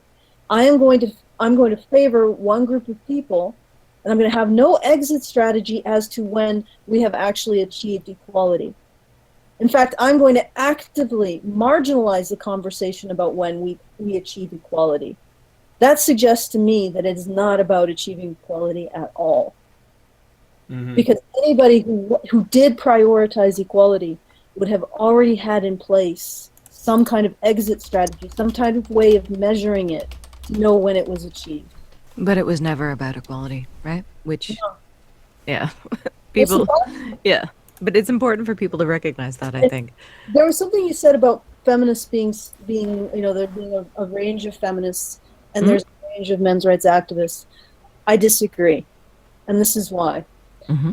Feminism is a conjecture about how the world works. It's a conjecture about how the world works that is accepted as reality without ever having been held to a standard of proof, of scientific proof. So it is a conjecture about the world in which the people who are conjecturizing it have never had to attempt to falsify their hypothesis or prove the null hypothesis to the satisfaction of anyone. They don't even think they need to do it, and yet they assume the credibility and the authority of talking about reality. They assume the credibility and authority of making scientific statements. Personally, if I ever, and I'm probably one of the biggest men's rights advocates who's most interested in the underlying theory of why this stuff happens. I would welcome whatever theory I present to be subject to scientific rigor, to be presented to a jury of my peers to show that I have attempted to prove the null hypothesis, or that I have engaged with trying to falsify my theory and prove the null hypothesis. I would invite that. And one of the reasons I would invite that is because if I was able to present my case and say, yes, I am making a theory that faces scientific rigor and passes, they would have no choice but to condemn feminism conjecture to the dustbin of history. So I invite the scientific process. As a men's rights advocate and activist, what I wear as a badge, I invite the scientific process. I don't see any feminists inviting a true scientific process. Yep, that's right. Do you think, well, I know you do. Do you think all MRAs invite this scientific process? I think all of them who I know who actually think about these things in terms of hypothesis and conjecture. Yeah. Everyone who's not just simply saying this is a problem we need to attend to, because men are human too. Because there's a distinction there. There are some who are just advocating for issues, and then there are some who are making analyses of how the world works. And I think all of them who are making analysis, well, you know what, I can't say all because I don't know all. The ones that I know, they would invite the scientific process gladly, because that means that they would have a voice to actually oppose the feminist conjecture. Mm-hmm. Mm-hmm. They would actually be brought into the marketplace of ideas and have an opportunity to fight back on a level playing field. Okay. It's 9:28. Time to wrap it up. We got to close out the show.